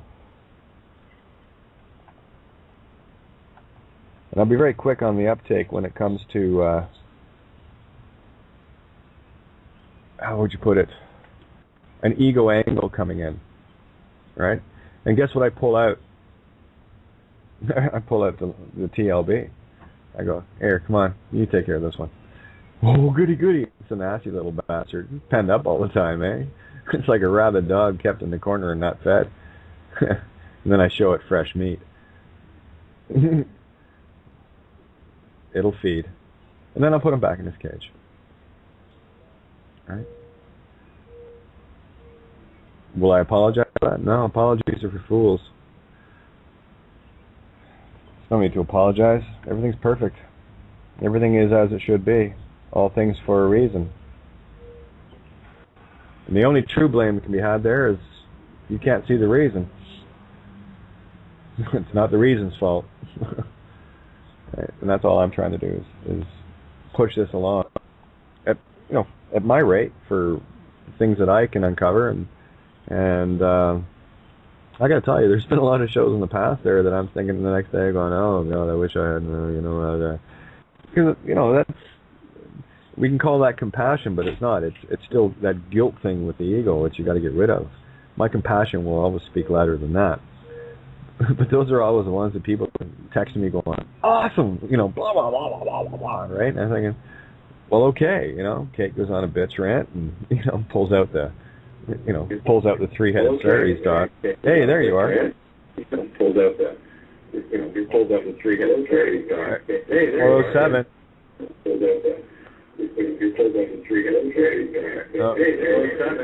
We got a loop going on here. Hang on, I'll mute that back up for a sec. Area code 407. You have your hand up, so I opened your mic, and I guess you've got it on the computer. I can hear it running in the background, so I'll let you close the program. I'll try you again.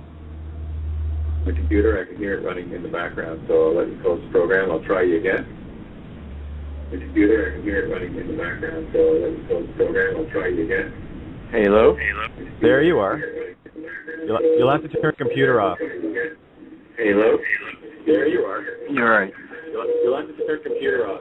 Okay, I'm going to put him on hold until he gets his computer off, but I just hate that looping thing. It drives me nuts.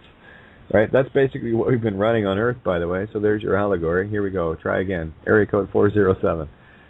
Okay. We all good now? We're all good. Oh, how are you doing? It's Palter, man. Yeah. What's up, bud? How you doing, dude? It's been a while. Oh, I'm doing okay. Man. Every single solitary show, you've just been banging it out. And I just want to tell you, everything you do, I love. Everything. And, well, it's just because it's you. It's your mirror, right? I'm just trying to get the message out to people that give it, right? It's your fault. Just a sec. I got to put Ceres back in his cage. There he goes. Okay, we're good now. Yeah, so what's up in Florida? So with Santos, he's just recovering? Yeah, it looks like he had just, I think, done his first show there, TCR. And, yeah, I'll probably talk to him over the next day or so. Who knows, he might even join me Monday night or whatever, but he was still feeling a bit bagged out with, what do you call it? Yeah. Jet lag. So. Yeah. Holy. Well, that's understandable. Absolutely. The guy's a genius, and he's been through it all. He's being, asked from all around the world to come, and it's beautiful. What a more beautiful thing, Well, exactly. And as I've been saying, I've been waiting for to get him on the air because I want to get him talked so that I can show the mirror. Right? Because when someone can paint the perfect canvas, I get to be the perfect mirror. So there you go. That's the allegory. This is how God. Exactly. This is how how they say God works in mysterious ways. Well, people like you and Santos and everybody else, the whole group. We're the ones pointing to those ways. That's all. We're just innocently just going. There it is, the orange thing over there. It's like what's that U.S. comedian, the trucker, the cowboy kind of guy. You know, you're a redneck guy. You know that one? Oh yeah. You know what he's saying there? It's like there's the kid out in the yard looking up, and he's going, airplane, and he's like 37 years old, right? Anyway, that's all we're doing. We're standing in the yard going, airplane, look, you know. Airplane. Well, he didn't use the L. That was the funny part, right? So. Yeah, that's all we can do, and you know, it's. I see how people seem to think you're brutalizing them, but you're doing it in the most beautiful way that they haven't just got yet. They haven't got it, you know. Well, that's the ego, right? You know what I'm beating up, Pulse. You know what I'm doing. Oh man, I love it. You don't come around with baby gloves, you know. Well, no. I walk around with a sledgehammer and I see your TV set and smash it. Ego, aka TV set, right? Done. Well, there's the allegory. Yeah. What's a TV do? It's program. What's your ego do? It's program. You know. Yeah. With the raise of hands, everyone out there, how many people out there think that TV is a nasty programming tool that destroys the lives of people? Right, so hands up. Yeah, okay. It's tuned at 60 hertz to keep you there and watch all the commercials. That's right. Now, how many of you, knowing this, would like me to show up to your place with a sledgehammer and beat the shit out of the TV just for fun? I would love to see that. I'd pay a lot for there you that. go. All right, now we'll take that allegory and we'll turn that into the ego. That little that reptilian program that is transceiving the 60 hertz from the TV sets, the smart meters, the 60 hertz grid electrical, the boxes built all around us, is that if you're not aware of it, you're at complete effect to it, and that's the program running. Right? As soon as you become aware of something, then you're not wearing it anymore. Aware. Right. A-W-E-A-R. But don't give in. Don't give into it so much that you assimilate it into your mind so much. You know what I'm saying? Like, well, that's affecting me. Oh, this is no. You know, no. Don't get into that, because if you do, that's when you get sucked in. For me, it is more important to show people the difference, the contrast, to show them where I'm not here to reprogram any egos, and literally, I'm not here even to destroy them. I am here to show people where it is. And once they can see it, then they can put it in the cage and bring it out when they feel like it. It's a handy tool when you know what it is and how to use it. You become cause over it instead of effect to it. Hey, am I still in the call? Oh yeah. Hey, Brian, how are you? I wasn't sure if I dropped off or not. I was just gonna say, like, I was sitting here listening, and one of the things about this show in particular that is so, I don't know what the word for it is, but it's communicating ideas that you can't really communicate. You know what I mean? It's like things you need to do on your own, in your own space, and I don't know. It's not really even about like telling people what to do or anything like that. Or it's like I said, it's hard to talk about because it's things that people do in meditation and things like that. So I don't know. I guess that's my point. Yeah, no, you're absolutely right. Good point here, Mike Whitty. See, this is why I click on things. Stay in the now. What does the universe have to show? Here it is. Some people just can't take a bash, and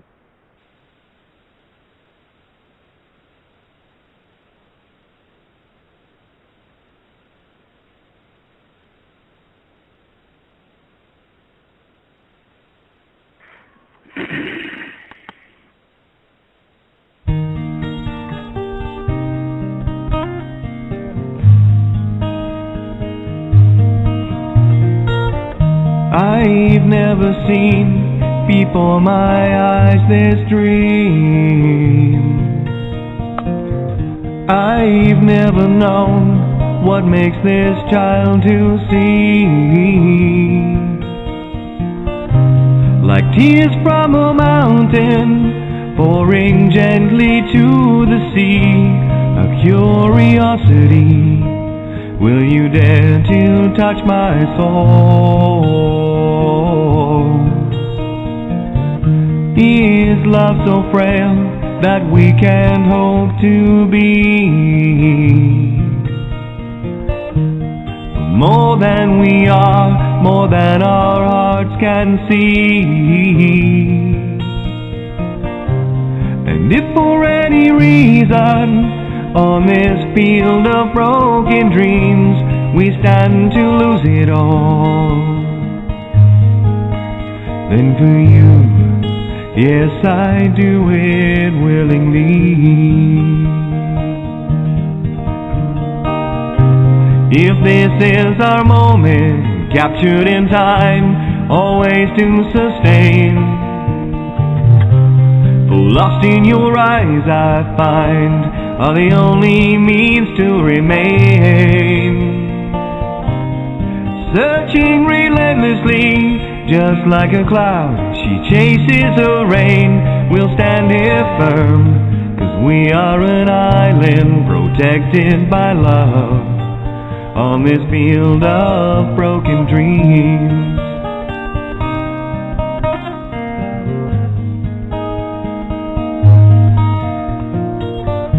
It's never clear, this path of destiny. That's why we're here, to find our need to be. Elusive as a rainbow, we can try to steal her gold, but she'll give it willingly. Will you dare to ask her though? We'll find a way, we must believe in us. There'll come a day, we'll soar, and when it does,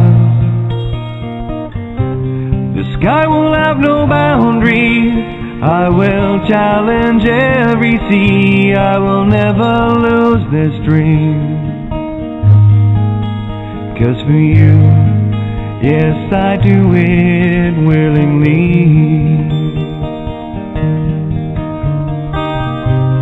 If this is our moment, captured in time, always to sustain, lost in your eyes I find are the only means to remain.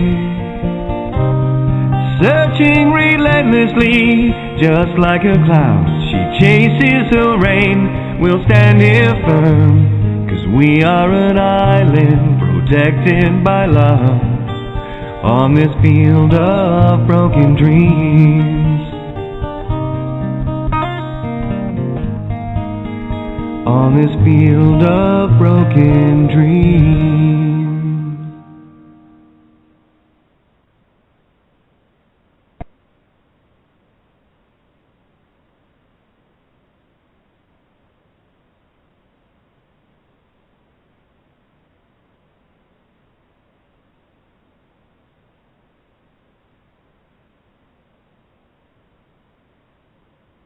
You're listening to Critical Mass Radio. Now it's our turn.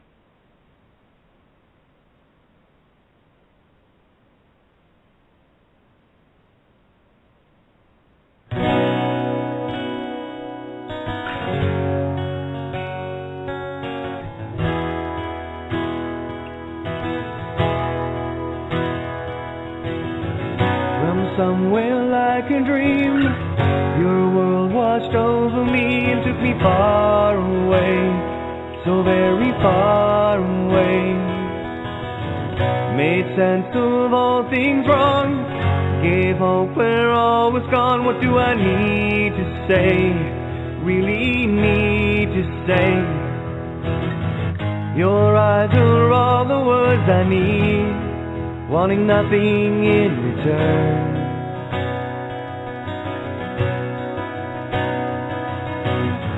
Your love is unconditionally. I have so much to learn. When I hold you in my arms, nothing seems to matter. I'll never let you get so far. Being there is what you do. When my world caved in around me, nothing through the smoke to see. There you were, still standing like an angel, holding on to me.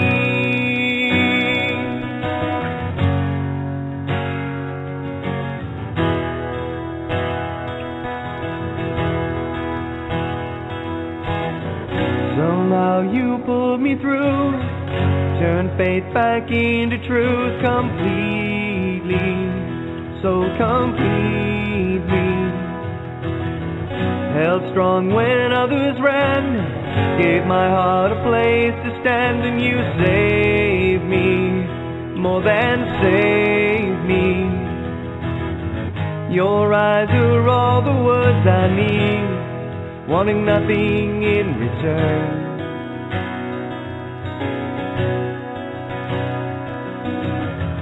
Your love is unconditionally.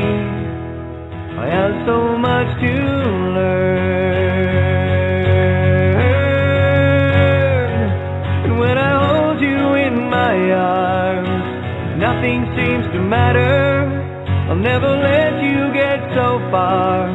Being there is what you do. And when my world caved in around me, nothing through the smoke to see. There you were, still standing like an angel, holding on to me.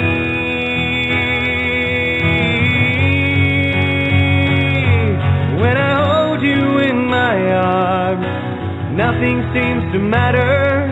I'll never let you get so far. Being there is what you do. When my world caved in around me, nothing through the smoke to see. There you were, still standing like an angel, holding on to me.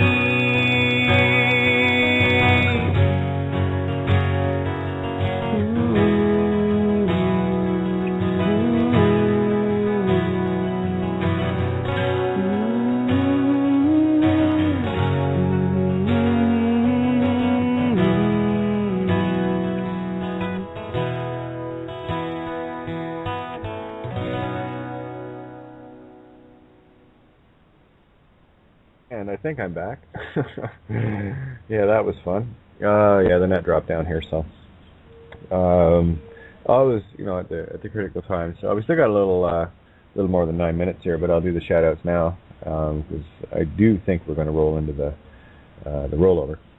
Great big thank you to criticalmassradio.co.uk and Paul, Lisa, and the crew at Critical Mass for all the efforts they do and put in, and what has been created to allow us round, perfectly level, perfectly non-pedestal table with no swords to be seen anywhere, where we can just sit and shoot the shit. There will be no potato tossing though. That is a distinct sign of ego, and will not be tolerated. And you will go to the kids' table. It's still at the same level, but it's a little further away, just out of range, if you will. Anyway, so there you go. Oh, it's funny, I was just thinking, Bindi hasn't said anything tonight. So, there she is, one sec. I did hit it, Bindi, give me a sec. There you are, hey Bindi. There. How are you? Hi. We're pretty much doing the same work in the chat room, trying to get everybody programmed, at least, most of all ourselves. And it is like you say, most of it happens instantly while you're doing it. If you listen to yourself, you hear which part of your own multi-programmed program is running. It takes a very discerning ear. You can switch it on or off. Yeah, and it becomes the tool instead of you being one. That's the ego that's in control makes you a tool. It's like trying to show up at the dentist office with a chisel and a sledgehammer. You got tools, but they're not going to work. You're kind of doing the overkill, and you might take a few more teeth out than the one you were after. So what we learn to do is we bring the precision tools to where they need to be, and we leave the rest where they're supposed to be in the shed, and just draw from it that which you need. But you're the one in control. You're the one using it. It's like if someone comes at me with ego and an anger and everything else, one sec, let me grab that bag. Okay, there it is, right back at you. I'll mirror it. And this is what people, for me, this is what a big step for me was seeing the reactions from other people as my reflection. And vice versa, you see, because everyone gets caught up in the, well, you're just my reflection. Yeah, and you're mine. Absolutely. No. What do you need to look at? Well, I usually realise that 90% that came out of my mouth was ego, and as soon as I realised that, I thought, okay, that didn't hurt. So now looking at the rest closely won't hurt either. Yeah, it takes a bit, and actually, it's like taking a big leap of faith. You jump, you're there. Exactly. The only time that we were without ego was right up to the point where we learned to speak, and we're just kind of observing and being like in the moment, you know. That's why so few will remember being a baby and what have you, because they were perfect great moments, and there was nothing binding you to it, you know. It was just creation and being. There wasn't anything there. So, well, it's a little tough being in a tiny meat stick that can't defend itself, et cetera, et cetera, et cetera. But, you know, you're the closest to source at that point. You just came in from soul, you know. So, and again, where I come across as you know, ego will see me as harsh, because ego is all of the emotions. They're the only things that will stop you. In unconditional love and unconditional creation, there is no emotion. There's only motion, love. And it's accepting of all things, good and evil, for what they are. And they're polarized positions, they're contrasts, and they're things that we as, you know, separate perspectives can look at and say, that's something I would do, or that's something I would not do. And that's it. I can make it more complicated, but those two questions answer it all for me. It's like, no, that's not something I would do. And the things that I have done, you know, that I thought were, you know, good and helpful and all the rest of it, I've learned that, you know, some of it's good and some of it, depending on the situation, right? It's becoming more discerning of the tools that you have and what you're going to use at any given time. And that's not an easy one. And we all have our own paths to walk on that. Yep. I mean, you had yours. You're here we are all at the same table, and I know very little about your life experiences, but we all came to the same table, so something's got to be working. No, just saying. Yep. But no, it's with me. It's about intent, and where I see a lot of people, including myself, I stumble on words many times.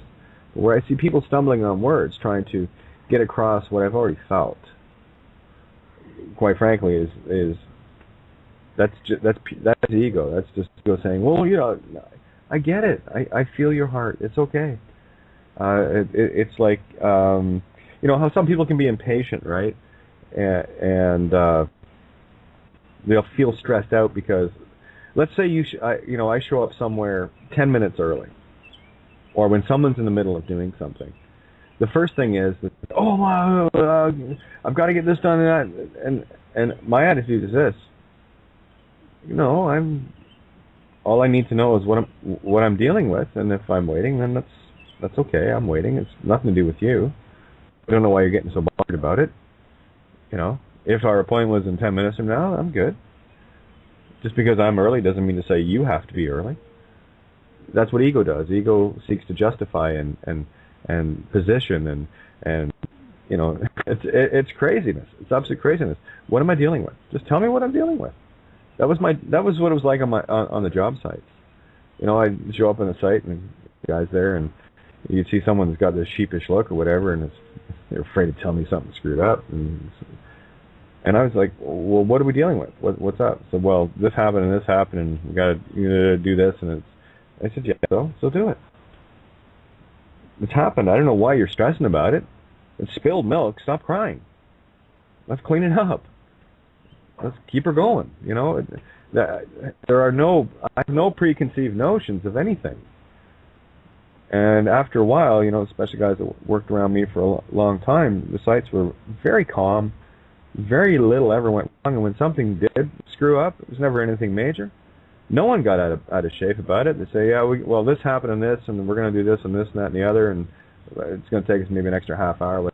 Fine, great. Carry on.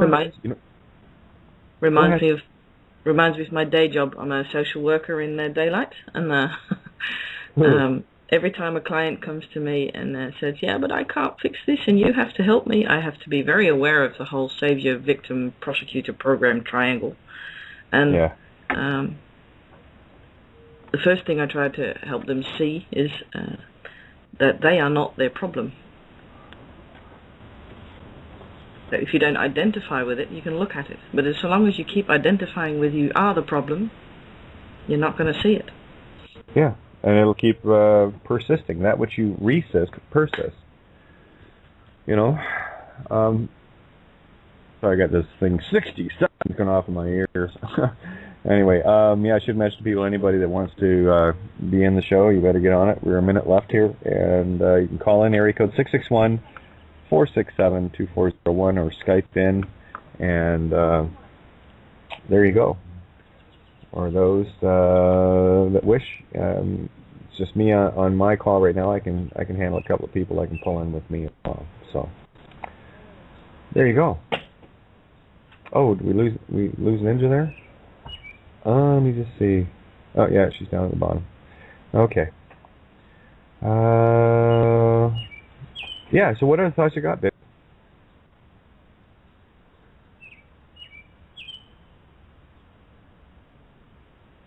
Oh, did I lose everybody again? No, that's still up. Still here. Oh, okay, there you are. Yeah, so what else? What else you got? Hang on. There's just something going wrong with this Skype thing here. Just a sec. Oh. Mute out for a minute. Yeah, no worries. Anyway, we're in the record section now anyway, so if I get bumped, we lose the show, but at the point we lose it at, but yeah, getting back to what you were talking about earlier, Lisa, in as much as compassion says, help all, I totally agree. And the only way you can do that is by helping self. And in that process, you're helping all anyway. And people will, I don't know, remember at school there was always a couple of kids that were lagging behind, they just weren't part, the teacher was always, hey, come on, try to keep up with the rest of the class. If the whole class was told to stop and slow down and wait, it would take that much longer for all. So there's always a couple of kids in the class that always ran ahead too. And the teacher's going, hey, slow down, so there's that whole push me, pull you llama, the doll eye llama effect going on. So, the dollar llama. Yeah, I saw that, the dollar llama, right? Good post, Benny, that was funny, yes. You make me giggle on that one. Yeah, so this is not about trying to separate ourselves from others and being holier than thou. Quite the opposite, actually. And it's a razor mirror to look into. The truth of the matter for me is this. I'm working on me as hard and as fast as I possibly can. I am working on my own to fix me, because I know but one shall awaken, all are. That's how it works. That's why the elites are so terrified. It only takes one of us. So they've had a lot of programs around for a very, very long time, and they are absolutely shitting themselves right now, because they know we're there. And when I see satire, jokes, or whatever the case may be, I'm looking at it. I'm looking at everything allegorically, going, Rome just fell. Good. And see, here's the thing about creation itself. It's been referred to as a subconscious. I don't like putting labels like that on creation itself. But creation is completely neutral. It is completely open to all possibilities. Some will say anything is possible. No, everything is possible. Mm-hmm. What was the quote on my Facebook today? It was impossible. It was only impossible until somebody did it. Yep. Right. It was impossible to go to the moon. It was impossible to do this, with and all these other silly little things that we say are impossible. I mean, hell, back in late 1800s, they were saying it was impossible to fly with heavier than air craft, and well, I guess the Wright brothers, using the right hemisphere, got a bit more creative than they were expecting and got one off the ground. What? So it's all there, allegory, right? So when I see large feet crushing pyramids, yeah, absolutely. That tells me that's exactly what needs to happen. And there was talk about that, I think, about a year ago, or not even that long ago, that they were talking about bulldozing the pyramids, and of course, public outcry, no, and I'm thinking, sorry, yeah, take them down. They're an eyesore. It's been messing up the horizon for, millennia. Time to, maybe irrigate that entire region and turn it back into the lush, green, beautiful part of the world that it was.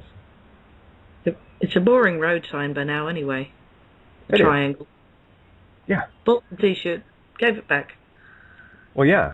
I don't know what the yield signs are where you are, but of course a yield sign here is an upside-down triangle. Same shit. Right. Yep. And of course a stop sign is the octagon. Yep. Octagon. Yeah. Oh God, yeah. Octagon. I had a chat with that bloke last week. God, shouldn't have. With Sean? Is that his name? I don't know, Yeah. but no, the one that posts all the octagon. Yeah, that's Sean. Yeah. Oh well. Never Did mind. Did you have a Skype chat with him? No. On the YouTube outlet for videos. Yeah. He's got some great information. Yes. I already know what you're thinking, and I'm right there with you. Mm-hmm. There's just something. I'm not sure. Can't put my finger on it, but it's. Well, I put my finger on the dollar immediately. There's a big homophobe behind the whole shit. So. I already saw that. I felt like it was hot. Yeah, it's just that's one of the reasons why I tagged him on Skype, and I thought, well, no, chances of him actually accepting this once he figures out that Kate of Gaia is transgender, there might not be. But that's another program. No. Yep. Let's skip that one. Drop it. Don't need it. Yeah. No, the one, what I was going to say before Skype started doing strange things on my computer, or it's my computer that's doing strange things to Skype. Haven't figured it out yet, but the tool I like to use, which is natural to me, is lyrics of songs. And I posted one on Skype a few minutes ago. I'm Not the Doctor by Alanis Morissette. Oh yeah. That so helped me stay out of the drama triangle, because I'm very prone to it. Scorpio, unbalanced, will save you and then sting you if you won't let yourself be saved. So I know that part.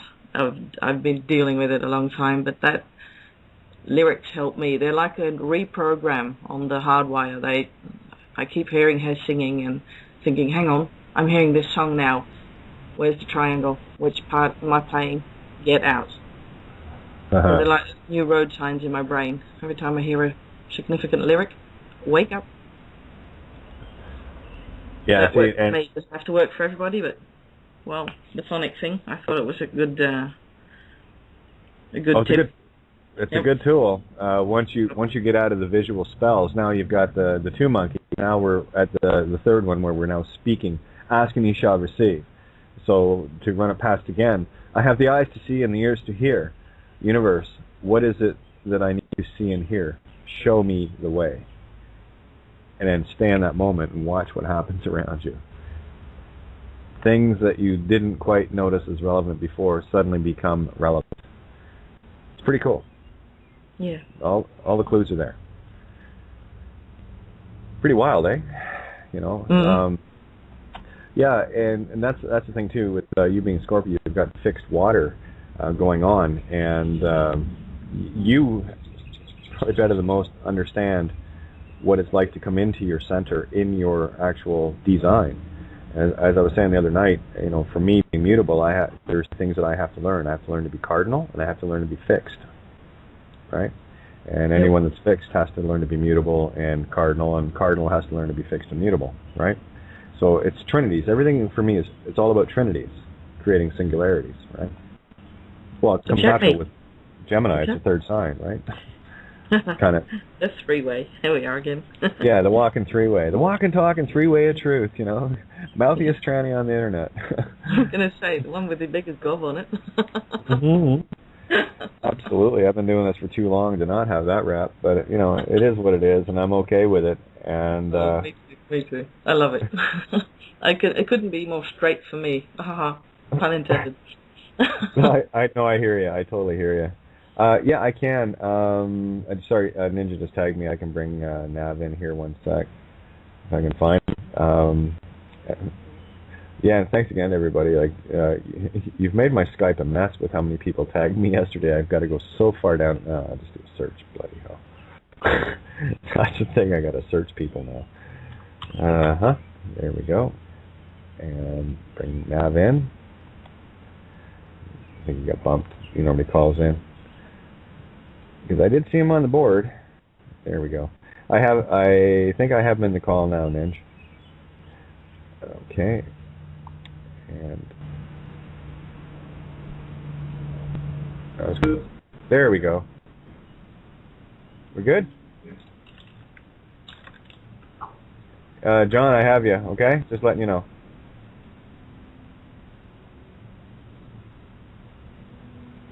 What's it? Okay. That's the bloody mouse again.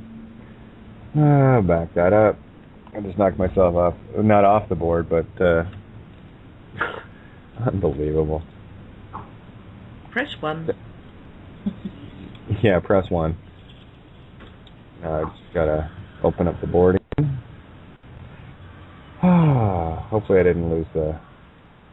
That's this mouse. It's got that little toggle button. At least I know I'm still on the board because I heard you, Bindi. Okay, am I the only one not talking right now, or what? Nope. Okay. Sorry, guys, I'm just trying to get this board reloaded. Waiting for Blog Talk Radio. Yes, I know. It's always waiting for Blog Talk Radio. Great little mouse. I think I'm going to take the pliers to these two side buttons and rip them off, though. Yeah, they're in exactly the wrong place. Right where your thumb can brush against them when you're rolling the wheel. So anyway, Lisa, we still got you. I'm here. There Sorry, you are. I'm mute. Hey, Lisa. Hey there. Hey, hiya. So you got your mouse sussed, have you, then? Finally. What's that? Have you got your mouse sussed? Yeah. It was. I was talking about this yesterday. I managed to pick this up for wireless mouse, $16. It was like uber cheap, and I couldn't believe it. Yeah, so defo a deal, that one. Well, yeah, and it's wireless too. So. But it shuts off after a minute. Did you say? The mouse does. If I'm not using it, it'll shut off by itself. But then I just have to click it, and it turns itself back on. So it's a battery safe. Okay. Yeah, that's pretty cool. No, I like it. And I think let me just pull. I think Michael wanted in the call here. All right. And John, are you going to be talking tonight, or just listening? I guess I can talk. There you go. Yeah, I just wasn't sure if you wanted to, jump in or whatever. So, you got control of your mute in your end, so feel free. And we have Michael in the call now as well. So. Okay, thank you. No worries.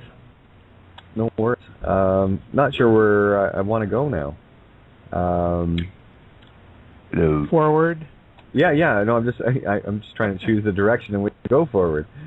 So you guys. Southeast. Southeast. I'm gonna head northeast. I'm going to the upper right. I'm going to the upper right ventricle of the heart. Okay, can I ask you a question then? You just did. Okay, I just did. Okay. I agree with everything you said tonight, completely and utterly, and I do. I get you. I do. All I want to say to you is that people that are still on this road, and I'm going back again, I know, sorry, apologise, but again, To those that are still trying to sort of get somewhere in the courts with regards to fighting this, you don't feel that's the right way to go now, I know. Is that what you're saying? We shouldn't do this now? I've been saying that for the last 2+ years. I know you have. Yeah, I know, okay. Because what I'm trying to say is that some of us are still, not me particularly, because I'm not doing it, but the people that I know are at this stage within what they're trying to do now. They're getting it. They totally understand how we're being deceived. I've already given people what they need if they want to use it. Did you read the Summons of the Dead? Sorry? Did you read the Summons of the Dead? I haven't read it yet, Kate. I'm sorry. I apologize. Read it and give it to people that are. All they got to do is take my names out, put their own bloody names in it. I've already told you how to turn the tables of the courts over. Sure. Yeah. Sure. Okay. You're not fighting with them anymore because you're saying no. You guys are committing fraud. I know it. And are you trying to aid and abet me into it? Shut it down. Stop playing. Yeah. So as soon as we even go there, we're accepting it. Is that what you're saying in a way? Yeah. Well, the thing is, if read the Summons of the Dead. Okay. Okay. And I'll put this out to everybody. The documents and the information, it's all laid out very clearly. Thank you, Ninja. It's on kateofgaia.wordpress.com. Go to the Kate's writings and read things like the Invocation of the Cross, the long and short of it, registry letter fraud, and of course the Summons of the Dead. If you haven't figured it out by then, I'm going to get you some warm milk. I'm going to get you some cookies. I'm going to tuck you in because you were still snoring. And you're not ready to awaken, so I'm not going to bother. That's why I do the writings I do. Okay. I've used the analogy before, remember? About the ice water. If you were sleeping and I came in every hour and threw a bucket of ice water on you, how would you like me? You wouldn't. So stop doing it. Now, on the other hand, here's free will choice. If you came to me and said, Kate, I just want to make sure I'm awake. Can you come in every hour in the hour and throw ice water on me just to make sure I'm awake? And I do that. It's a different perspective, different intent. Yeah? Yeah. Okay, yeah. So when you're going out of your way to try to wake people up, you're throwing ice water on them. And they're going to have, the three-headed dog series coming at you and snarling and treating you like the fresh you are. Right? Yeah. That's the best way I can put it. And get off your butt and bloody do it yourselves. I get you, totally. I do. Really, I do. Or don't. You see, I'm neutral. I don't care. I don't give a shit. The only thing that I care about right now is getting my own ass in gear and fixing me. Because I know that once that happens, if I get there first, we're all awake. Somebody else does, great. That's what I was saying last night about I'm looking for the resonance on this. Once the resonance of that 432A resonates somewhere on this planet with a couple of the concepts that I know I have, that's the one that's awakened. Yeah, boom. I know. Game over. In the twinkling of an eye, baby. Yeah, that's how close we are. So now I just plan hurry up and wait. Hurry up and wait, yeah. So... Oh, I think we just lost... Go ahead, Michael. I want some ice water thrown on me. Yeah, me too. I need it right now. Every hour on the hour. When you said that, I was like, "Oh man, that sounds refreshing right now." A whole bucket full. Times two if you want. You'll make it extra icy, Excuse me, what? Yeah. Sorry, I'll let you go on. Yeah. No, that's fine. Hey guys, we can't laugh. What we got? Well, that's it. If it isn't fun. Oh, and come on, tell me it's not fun listening to me shredding an ego. Oh, it is. I love it. Come on. Tricky little bastards and everything. Exactly. Tricky little bastard doesn't stand a chance. You want to come to my dance? You better have your dancing shoes on. It's all funny. I have a good laugh, but I mean, it's meaningful though. I mean, it's purposeful. It's done with the right intention. So right. That's the difference. I get that. Yeah. Oh, okay. No, I just got a text here. See you about 10. Okay. That's my friend Richard coming down. That's weird. Anyway, yeah, you get to see him. I haven't seen him in a while. Anyway, yeah, so, and that's how, if we start playing it like the game that it is, then we stop taking it so, utterly seriously, we will start to see the allegories and the joke that this illusion is. Seriously, look at these guys that are trapped in their robes and they think they're all powerful. And they're walking around, I've got the new, navigator, I've got the beamer and all the rest of it. And then one day they go, and someone else gets their beamer and their navigator in their house and starts, shagging their wife or husband, right? So what have you got? The only thing you have is your reality. The only thing you have are your good deeds or your bad deeds. Those are your choices. That's the only thing you're taking with you. You're either taking, I call them karma coins. You're either taking a bag full of beautiful, shiny, cleaned off karma coins, or you're taking a bag of rusty old ones that you're going to have to come back and clean anyway. So get busy, clean your coins. That's you. Clean yourself. Get within. Get the garbage out. And, here's a few hints for people with ego, all right? How to deal with it, how to spot it. It's more important to spot it. Once you know what it is, it's easy to control. The hard thing is to see it. It's the thing that makes you defensive. It's the thing that makes you justify. It's the thing that creates hope. It's the thing that creates doubt. It's the thing that creates all sorts of reactive emotions. How does everyone like dealing with someone that's being totally irrational and emotional in an argument? Go ahead, tell me, who enjoys that? So that's just about everything in the Western world, basically, Kate. You're spot on, yeah. It's just about the way everybody reacts, yeah. Well, it's all programmed, right? And of course they had to program us, the U.S., the most. Because the us were the freest at one point. Yeah. So of course they had to get their minions here, get their bought and paid fors like George W., the original George Washington, right? And of course they had another George W. Did you see the allegory? Yeah. And no, I'm trying to tell you, it's still King George, right? And it's all there. The sacred geometry's there, the control grids, all the rest of it, and that's what they are. There is nothing good in the intent of that, and of course there's nothing good in the intent of it either, because without it we don't have the contrast. This is the razor I speak you have to walk on. You have to see both of them from a neutral position, or you'll never see singularity, and you certainly won't see the allegories. I'll tell you, as soon as you start seeing the allegories is the minute you know that you stepped a long way down that yellow road.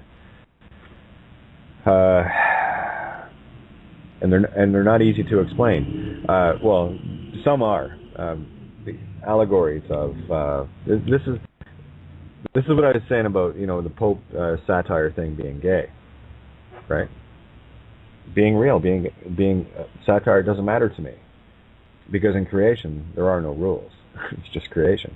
So I look at what the now gives me, and the now gave me the Pope satire of being gay. I'm thinking, perfect, that's rum down. That's what I see. It doesn't have to be a fact in terms of this reality. It just has to be there.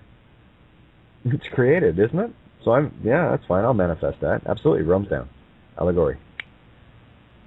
It's all symbolic. Everything is symbolic. I talked about this last night about shooting. Let's go shoot the bull. And I've said this before. You talk to a Russian guy that's just learning English, and you say, "Hey, Ivan, let's go and shoot the bull for a few minutes." And Ivan's off to the trunk of the car looking for a shotgun, and he's looking for the farmyard, because he doesn't understand the slang, if you will, the dark sayings of our particular language. And of course, Russians have their own little sayings, just like East Indians do, just like South Africans, just like Bolivians. It doesn't matter. Whatever language people are in, there are nuances that work in their languages, their own little dark sayings, right? Like, and look what we did with the allegories. We actually showed them for what they were. There's reality behind these sayings, like the one pissing your life away. That's a little saying, but we treated it like an allegory, but it was being literal. You have to look at both sides of this coin to see it. Because everything we're dealing with in this reality is going to be coming at us literally. It's there. It's the movie. It's like when you're watching a movie. The movie is literally on the screen. But the story, that's different. That's now allegorical. What are you seeing past the screen? Like the Wizard of Oz. I've went over many allegories within the Wizard of Oz. The correlations. Oh yeah. Okay. Oh yeah. I'm still confused with some of them. I don't Oh, okay. know a lot about the Oz. What was the Scarecrow? Does that have any kind of... Oh, the straw man. Yeah. Oh, yeah. Yeah, there's the one scene, I'll just do this one quickly. This is, for me, the best one in the whole movie. The clearest one. I wouldn't say it's the best, but it's the clearest one.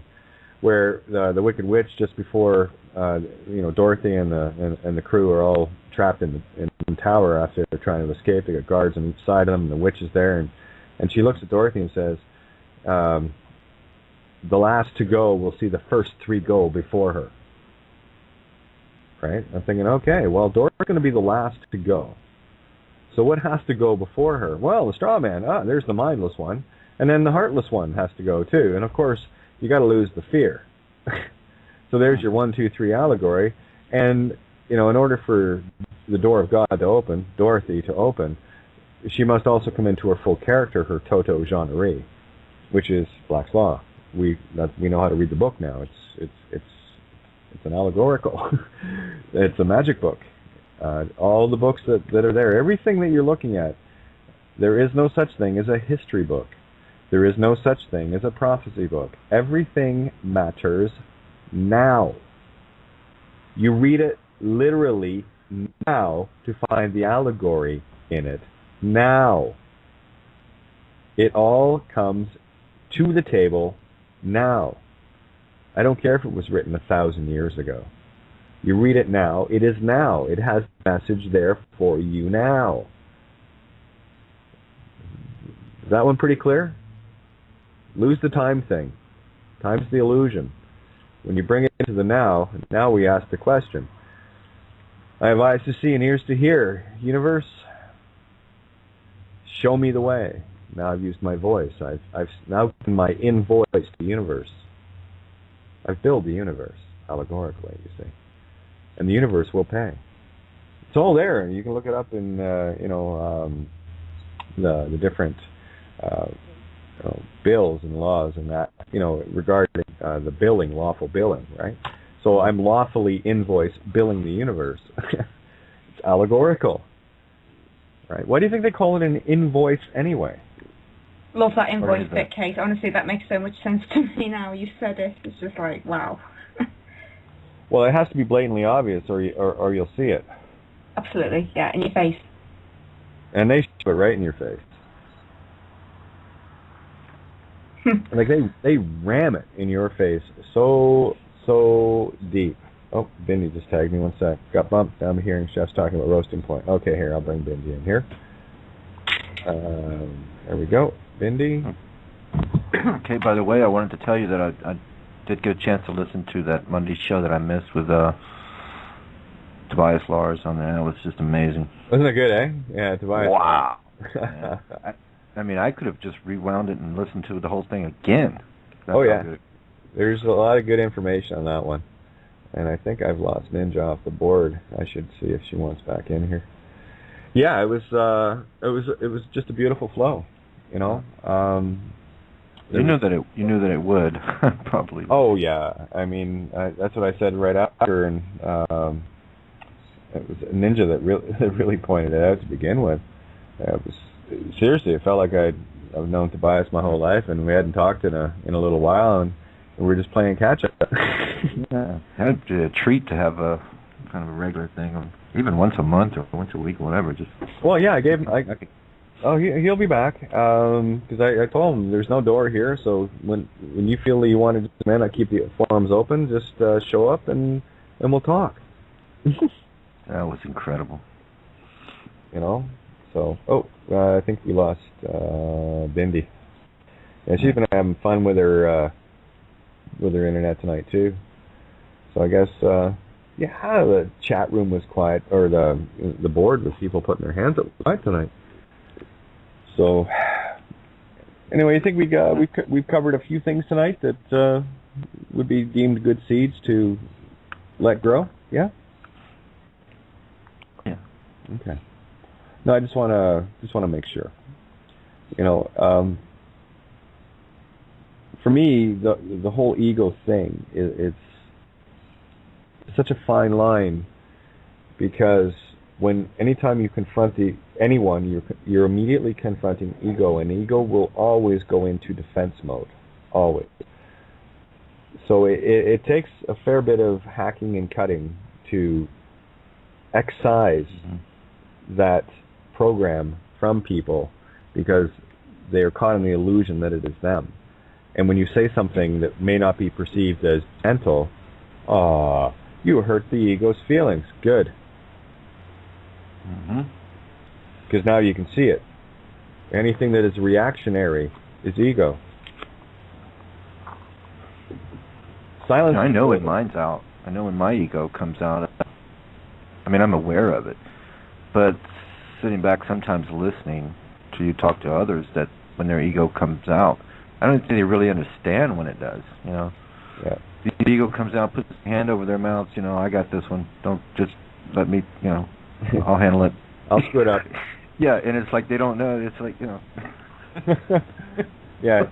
Don't worry, boss. Can I Yeah, go ahead. I was going to say, don't worry, boss. Sorry. I got this one. I'll screw it up for us. Go ahead, Lisa. Sorry. The video I watched of you today, a couple of years ago, when you were in the court there, which I thought was fantastic, by the way, but would you say, with regards to the way you feel now, was that your ego, would you say now? I thought it was fantastic, but how would you actually, how would you term that now? That wasn't ego from your point of view, no? No, because there was no ticket. No, exactly. One, most people don't know that. And two, I knew what it was. It was a test. So I said, okay, fine. They tried to serve me 3 times and failed all 3. I showed up with a special appearance and the paperwork. See, that's the thing, is people don't know what I put in ahead of that. I was only literally months in the game, but I already knew what it was about. I knew the name was the key, because I'd already kind of had experienced that with 2 things prior, with Canada Revenue Agency shutting them down, and then of course during my divorce, making a dog's dinner out of my ex's lawyer. But that was fun. Oh, it was all right. I mean, to the point of, pulling me into court on a contempt of court charge, criminal, by the way, no less. And as soon as the judge, Judge Murray, one of the shareholders of the Milton Hilton, one of the criminals on the planet, looks at me and asked me, was that my name? And I said, well, no, that's not me. That's just something that I use as a reference, but no. And he did not like that. So he walked very carefully around me, and then the half hour I was there with my ex and her lawyer and me, of the half hour, we spent 25 minutes tearing the lawyer a brand new asshole for bringing somebody up on a contempt of court criminal charge, and none of the criteria. There's 4 items in a contempt charge were covered. So I actually, it's kind of funny, because I'd thrown the paperwork in the trunk of my car, and I didn't bother looking at it, because I figured it was just something else from the ex or whatever. And this was on the night after the Songwriter Cafe. I opened the trunk up and said, oh yeah, I better look at that. And of course, it was the next morning for this contempt of court thing. So I had all of about an hour to. I just looked up what contempt was. No, I got that, no problem. So I went in and played and walked out. But see, the thing is, I look at most people that are going to walk into a court situation. They haven't got a clue who they are. They haven't. They're in gimme mode. It's pure ego. With me, I had to go in and say, listen, I know this is a test, and how do you like me now? They got all that shit with your name on it. Why do they still have to ask you? You know what I mean? It's like they got piles of shit on their tables with your name on it. You have to give them consent in voice. That's why I've been after the ethereal the whole time. How did they capture the spirit? through the So regions of the because you divine. didn't fall victim, Kate, then at the end of the day, the bloody judge couldn't flip and figure it out and just had to go because you didn't fall victim and you stood up for yourself, which was fantastic, and you stood your ground and you did it in all the right ways, and I then they owned just all, didn't know what to say. Lisa, I owned all three of his bailiffs. As soon as the one I turned to my left said, this guy doesn't like to talk much, that's when he ran, because I already owned the other two. I could arrest him at that point. That's why he ran. Yeah. Now, there's a lot more to that 2.5 minutes than people can imagine, but I'll tell you, the summon of the dead is based on it. Everything I've done is based on that 2.5 minutes, because that was the key. That, for me, the judge bowed to the divine feminine, the power of my creation. You see? He saw the bitch in me. And he knew that I was not going to yield. And they cannot touch you at that point. Yeah, there's no place to put you. It's like they don't have a, it's like, what do they do? What do speaking for them, what do we do with this? We can't place them anywhere. It's like, what do we do? Yeah, the only mistake people can make after that, like me, is to continue playing. Yeah. I'm talking in terms of their system. And because I'll tell you, everything I did for everybody else was a hands down, get her done. And when it came down to the final draw with me, I just didn't have enough information. I'll tell you, if I had the information then that I have now, it'd be a different radio show, I'll tell you that much. But this, and I've said this before, what we're experiencing during these episodes, I guarantee you, just like that video, there's no other video in history where a judge has bowed to anyone on video. One. And two, this show, this episode, everything we're seeing around, there is nothing like it anywhere. I guarantee you. Because we're dealing with things at the ethereal level, to see behind the veil. Everyone looking at the illusions, the Galactic Federation of fucking whatever's, right, and all manner of false flags and fear porn and shit and all the rest of it. Everyone's all wrapped up in the drama. But what we're doing here is we're taking all the drama and putting it aside and going, why? Yeah. Stockpiling weapons. Yeah, stockpile food. I was there once. Yeah. I grew up. That's the only difference. I grew up. And here's the thing: if you're stockpiling food, what are you creating and manifesting? Absolutely, yeah. Why do you're feeding it, aren't you? You're feeding it, right. Literally. It's like, where your safety. Look what they're doing allegorically to everyone, right? Do you remember when we were kids? You remember the roller skates we had? Those ones that had the key that tighten onto your shoes, right? The metal wheels and everything else, and we didn't have knee pads, we didn't have helmets, elbow pads, and all the rest of it. We didn't wear helmets on our bikes, and our bikes were, compared to today. But look what they're doing. When you put people into a position of feeling that they need to protect themselves from harm, what they've done is they've manifested the disaster and the fear of it. Yeah. Right?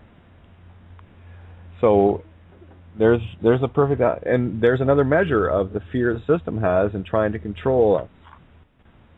Right? I've actually seen little kids on their bicycles, and Kate, it looks like they're just covered in armor. Yeah. I'm like, how can they fucking be enjoying that? Well, exactly. Look at they'll use all sorts of things like motorcycle guys that don't wear their helmets. Well, you get better potential of brain damage. So it's their free choice. Well, it's going to be the cost of the system to hospital and. Oh yeah. See, it never ends. Yeah. Well, that's on a whole other road there. Yeah. Mm-hmm. Well, it never ends if you stay on that same road. I just put up a roadblock. That's the only difference. And I moved on. It's when you put on your seatbelt, you're already assuming that there's going to be an accident. That's the mentality that people are being programmed with, and it is. It's just programmed. It is. And I'll tell you, I put it on only for the fact of it's the program of others that need to see it. And that's fine. There you go. It doesn't mean shit to me. I don't even notice it. But again, it's my intent. That's the thing that changes. Before it was they talk about wear your seatbelt, because listen, there's been many people killed because they were wearing their seatbelt. They weren't thrown clear. Exactly. I went to pick up a few of those when on scene. So seatbelt killed them. Yeah, instantly. Well, hey, if you want to talk about serious damage by seatbelts, talk to Princess Di. Yeah. She lived up to her name, didn't she? Mm-hmm. Just another allegory. It's all there if you can see it. And like I said, the only questions now for me are what I have eyes to see and ears to hear. What is it I need to you need to see and hear, universe? Show me the way. Now I've created my time. I've created my creation. Because everything that comes at me now is coming at me with a purpose. And I'm looking for it. I have my eyes wide open and my ears wide open. Everything matters. Yeah, I always said, Kate, that you're just at that level, and not a pedestal type thing. I know. Just, it's I don't know. It's where I am, and I am you. You see, here's the thing. Yeah, and this one is so difficult. Here's a good example of ego spotting. All right. If you feel a need at any given time to elevate or lower anyone around you, it's ego. Yeah. Only perfection in creation is at 0 point. And the more you can hold the 0 point, the better off you're going to be. You're going to be able to download. You're going to be able to find some silence. Find some space for yourself. Instead of being so busy wrapped up with a little lecture chatter all the time, got to do this, got to do laundry, got to do that, got to do the other, and it's like physical, everything's physical. Well said. Yeah, it's like you think a book on how, like a book on maybe a book on how to. It won't be time. I don't know. There won't be enough time. Yeah, This game is that close. There won't be enough time. And I'll tell you, I've sat down and I've written 2 books. And actually Prometheus Bled, I've got to get those files over to Ninja. Is relevant reading, but it's again a lot of these essays over last summer, heavy downloads. It was like crazy downloads. But I was sleeping on the ground. Of course, I was downloading that ground out all the time, So that's why I make the effort every night to go take a walk down and get the feet whatever, just zone out. But there won't be time for it because everything is happening. They're dropping very quick with other people and what they're noticing, what they're seeing. And here's the truth. The downloads come, guys. Open your mind. It's already there. There's my rabbit. Just like that. Just shows up. It wasn't there a second ago, and there it is. Oh, my God. What color is it? It's a wild one, kind of like a brownish, brownish gray kind of thing. Yeah. Oh, there's 2 of them. Holy shit! A second one just showed up. I'm not kidding. There's a part in the parking lot. I looked there not 10 seconds ago, and they weren't there, and one was there, and now another one's there. Oh well. See, the veil's dropping. Oh, we have. Looks like Mim is going to jump in here as soon as I get my little mouse cursor. There it is. Okay. Yeah, so quickly, don't. Hey, how's it going? I was just going to say, don't expect me to be gentle on the egos ever. It's the only thing stopping you from you, and I love you that much. Shred. What's up, Mim? Well, the only thing I wanted to say at the moment was that a moment ago, you're I don't know, wherever you were walking or something, it really cut out badly. And when you were saying there won't be time, it was like about 60 seconds there that we missed. Oh, okay. I resonate with what you're saying, and I find myself just being quiet, and people get upset with me because I'm not responding. I'm processing, I'm thinking about it because sometimes I don't know whether that's my ego that's not responding, but I think that I'm just trying to think about all of this because I want to work on it. And anyway, that was my only thought. Is that? Well, here it is. It's a beautiful thought. Have you ever asked yourself if you were crazy? Am I crazy? Am I going insane? Have you ever asked yourself that? Well, I have, but okay, that's all I need to know. Yeah, me too. Yeah. And I'll tell you, the only ones that I'm going to listen to are the ones that actually have the wherewithal and the centering to ask themselves that question. Am I insane? Because the fact that you can ask that question tells me very clearly that you're not, because only an insane being would say, I'm not crazy. Right? And when you use the same rule when you're speaking or looking for the ego, and the minute you're asking, is that my ego? That's you asking. Not the ego, that's you asking. Well, that's what's so good about getting to listen to you. And, I haven't spoken up much lately because I've heard some of this before, some of it through experience of people that hear me and over the past 5 years. And part of it is, me watching me interact with other people and working on all this stuff. And but it's just, it is truly the that is coming through so fresh and so hot and so. Nope. I'm feeling what you're talking about when you said there's not going to be time, and I'd like to know more about what you were referring to when you said that, but I'm just really sensing it in myself, that I got to get this, I got to work on this, more. And yet on the other hand, it's like, okay, I'm laying down, I'm resting, and it's like, I'm at total peace with knowing that there's as much time as I need also. I'll just leave it at that. And, yeah, I was going to say, the time that it would take for me to write a chapter, it would be obsolete by the time I know what you're talking about. I know what you're talking about. And that's it, so it's here it is, guys. We just hang out at this table and we mash out in the now. We don't wait for a self-help book. We don't wait for a direction. We just hang out and get the job done. We write this book together. That's the only way I see it happening. I mean, I've started so many books, countless books. Got, 5, 6, 7 chapters, and I'm talking 30, 40,000 words in. It's obsolete. I already just sold it.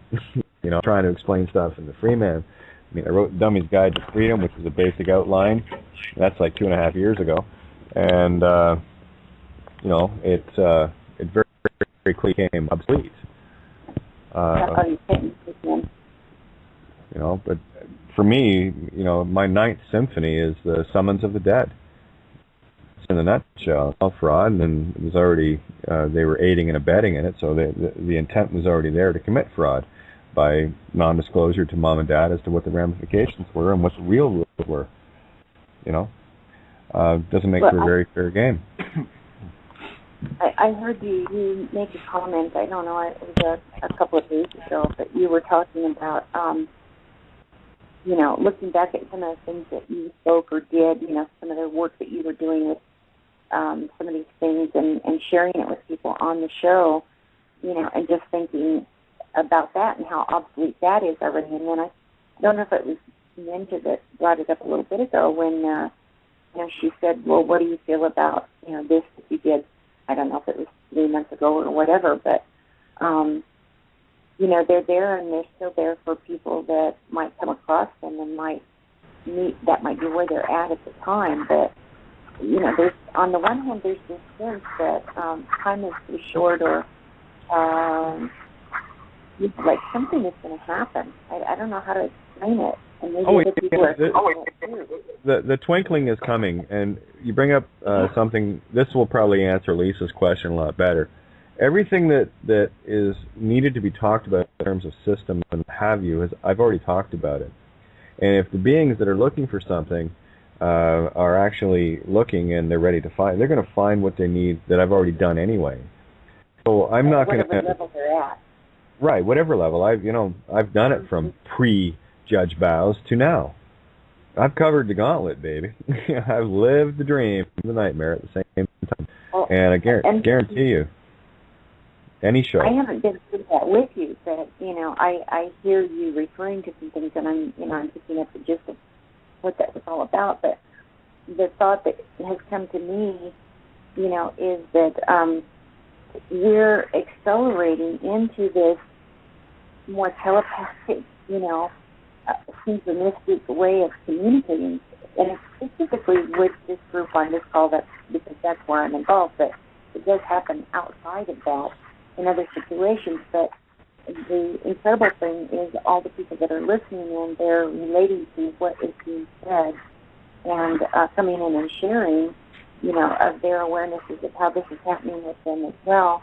And for those who are going through that, there's that feeling that, there's just, we don't have time for the paper, and we don't even have time for where we stored things in the computer when you get into this way of communicating and relating, because it is just things are coming to you that quickly. And well, that's exactly what's happening, ma'am. And what we're dealing with right now is the law of dominant frequency, and what's happening is many of the clocks that were ticking all by themselves have all gathered into the same room, and what's happening now is these clocks are now starting to tick and talk together. That's what's happening more than anything else. That's great. Yeah, that was right. A good way to bring that out. So that's what you're dealing with, and the more people that show up, the more people that resonate, the more people that get the concepts, understand what ego is. It's not them. Just throw it in the bin, get rid of the shit on your canvas, know who you are, and take everything that you think you ever thought you knew, throw it out, start and reboot, clean off the RAM, right? The random access memory, the Aries RAM, clear it out. It's been tampered with. Someone's hacked your program. Okay, put up your firewall. Right? The fire Aries thing. Yeah. Okay. Get your firewall up, and don't let anything get back in there again. This more stuff you clear off. This is your camel that we speak of. It's easier for the camel to get through the eye of a needle than it is for a rich man to enter the gates of heaven. Heaven is between the temples, Solomon's temples, and the pillars of Hercules, whatever you want to call it. That's the Ram, the Aries, right? And the only way you can get in there is if you see the ego and all of the garbage and crap and programs and indoctrinations and everything that we've all been programmed with our entire lives throughout this system, what we got to do is get rid of. That's the stuff in your camel, okay? You need to get in. You need to get in through that eye of the needle. So you clear that camel off as quickly as you possibly can, and that's looking at all the things that you don't want to look, the things that have, that may hold on to you, and this game is fraught with many sticky traps that will hold you. I know I've had many, and a lot of them are very difficult to get rid of. I mean, there's still some that I'm got the last little remnants. I'm scraping it clean, and the more stuff people ask, well, how do you download? Well, I'm scraping my RAM clean. That's all I'm doing. I'm not doing anything different. Here. This is what I was saying to Lisa earlier. This is about getting rid of crap and not dealing, trying to save everybody, because that's a fool's game. Something just came to me as you said that. That as you do that clearing and whatever the bullcrap is that you're dealing with at the moment, it's like it frees up more RAM space or something like that in your computer. Yeah, it makes the computer run fast. In that little space of time, it's like you feel like you've got all the time in the world now because you're freed up. Yeah. Exactly. So you don't need to get. It's what you need to get rid of. You're right, Kate. Just get rid of the garbage, and guess what comes in? The good stuff. Because now you have the perspective of waiting for the good stuff. Right. Right. Well, we've been playing with stuff boards for lifetimes. I've had enough. How about you guys? Yeah. Time for a new game board. I'm just clearing the crap off the old one, and it's getting until people prettier by learn the to day. play like that, and until people can get in that zone that you're talking about, they're still in that place of, well, what's there going to be when this is not there? Don't you think? Well, then what you're doing is stepping into the illusion of future. Just be now. Let creation do the magic. Right. You are it. What can you imagine? I agree. That's what we're working on. What can you imagine now? Right, and that's what I've experienced. But I know that in those moments when people are dealing with something that's really in their face, and it's, they can't get past that. Well, what would things be if it wasn't this? And here's the catch too, hon. Okay, this is the part that everyone seems to be overlooking. You're trying to plan things with what you see around you. That's still program. We cannot. Exactly. And I know you're not, when you're saying you, I know you're not just talking to me, you're talking to everyone. Yes, exactly. And me. This is an old building. We need to tear the whole building down. We can't, I'm going to take this and we'll keep the frame. No, we tear it down. I'm a general contractor. I'm not going to start a site until I know the old one's cleared. Once we crash the system, once we crash the whole illusion of what it is, and people suddenly go, ooh, now it's our turn. Okay? That's it. And we cannot get caught up in the illusions of what we see around us existing right now, because what we start doing is start trying to plan within those paradigms. Do not. Just lose it. Be now. Let it be. Let it go. And it is a very childlike place of play. Mm-hmm. And people still think that they're going to be having to work at things, and that's this beautiful difference of what being in this place you're talking about is like versus when we're in that ego and when we're in that fear mode in the programming. Well, who says you need a planet to live on? No, your reality right now. And that's just it. When you get into that play and that childlike mentality and that theta while you're awake, there is, it's such an expanded way. There's no locality. It's like being in a dream. I mean, you could literally pinch yourself while you're awake and going, is this really real? But it really is. Well, that's good shit for daydreaming. They don't want the potential of something getting in the way of their creation, especially right in the heart of their programming centers. It's one of the reasons why, a lot of beings like myself and others, they don't want to be having their dumbass deputy dog donuts, talking to us, because that's program breaking. That messes them up, right? Because even when you're dealing with low IQs, they still have a tendency of going, huh? What? Really?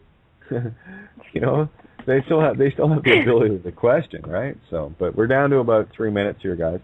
I want to end this. Enjoyed the show, Kate. Oh yeah, it was good, and Lisa brought up a lot of beautiful things, and it was great to watch the mirror of Andy and Lisa, back to back. It was beautiful contrast. And I think the overall vibe that I'm feeling right now is the most critical thing to do is to see what the ego is, because that's 2 nights back to back where the program has shown up. And this is not a make wrong either. This is an absolute must. It's a necessity for people to see this. And I have nothing but gratitude. Period. I found it really helpful. Well, I know the intent of Andy. I know the intent of Lisa. I know I can feel their intent. It's pure. And the only thing that's going to get in the way of that purity is that tricky little bastard that's going to, try to take over the helm all the time. Because the only thing the ego can live in, guess what, guys? Is a meat stick. It's fighting for its very existence. You got to fight. You got to fight on your hands. That's what I'm watching, Kate. The subtleties of the ego, the subtleties of the mind that's trying to hold on there. It's cornered, and it's fighting. It's fighting. It's fighting hard to try and stay alive there. But you know, the way I see it now is that it doesn't stand a chance in hell. Basically, it's done. It's just completely finished, and we are seeing what's left at the bottom of the barrel now. Yeah. Won't be long before that's gone too. Is it? You know. And it comes from that place of possession. I have.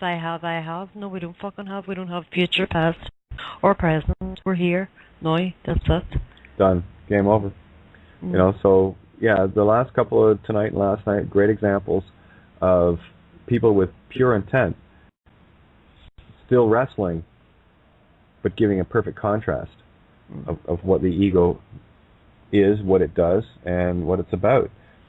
And it is fight for its very life.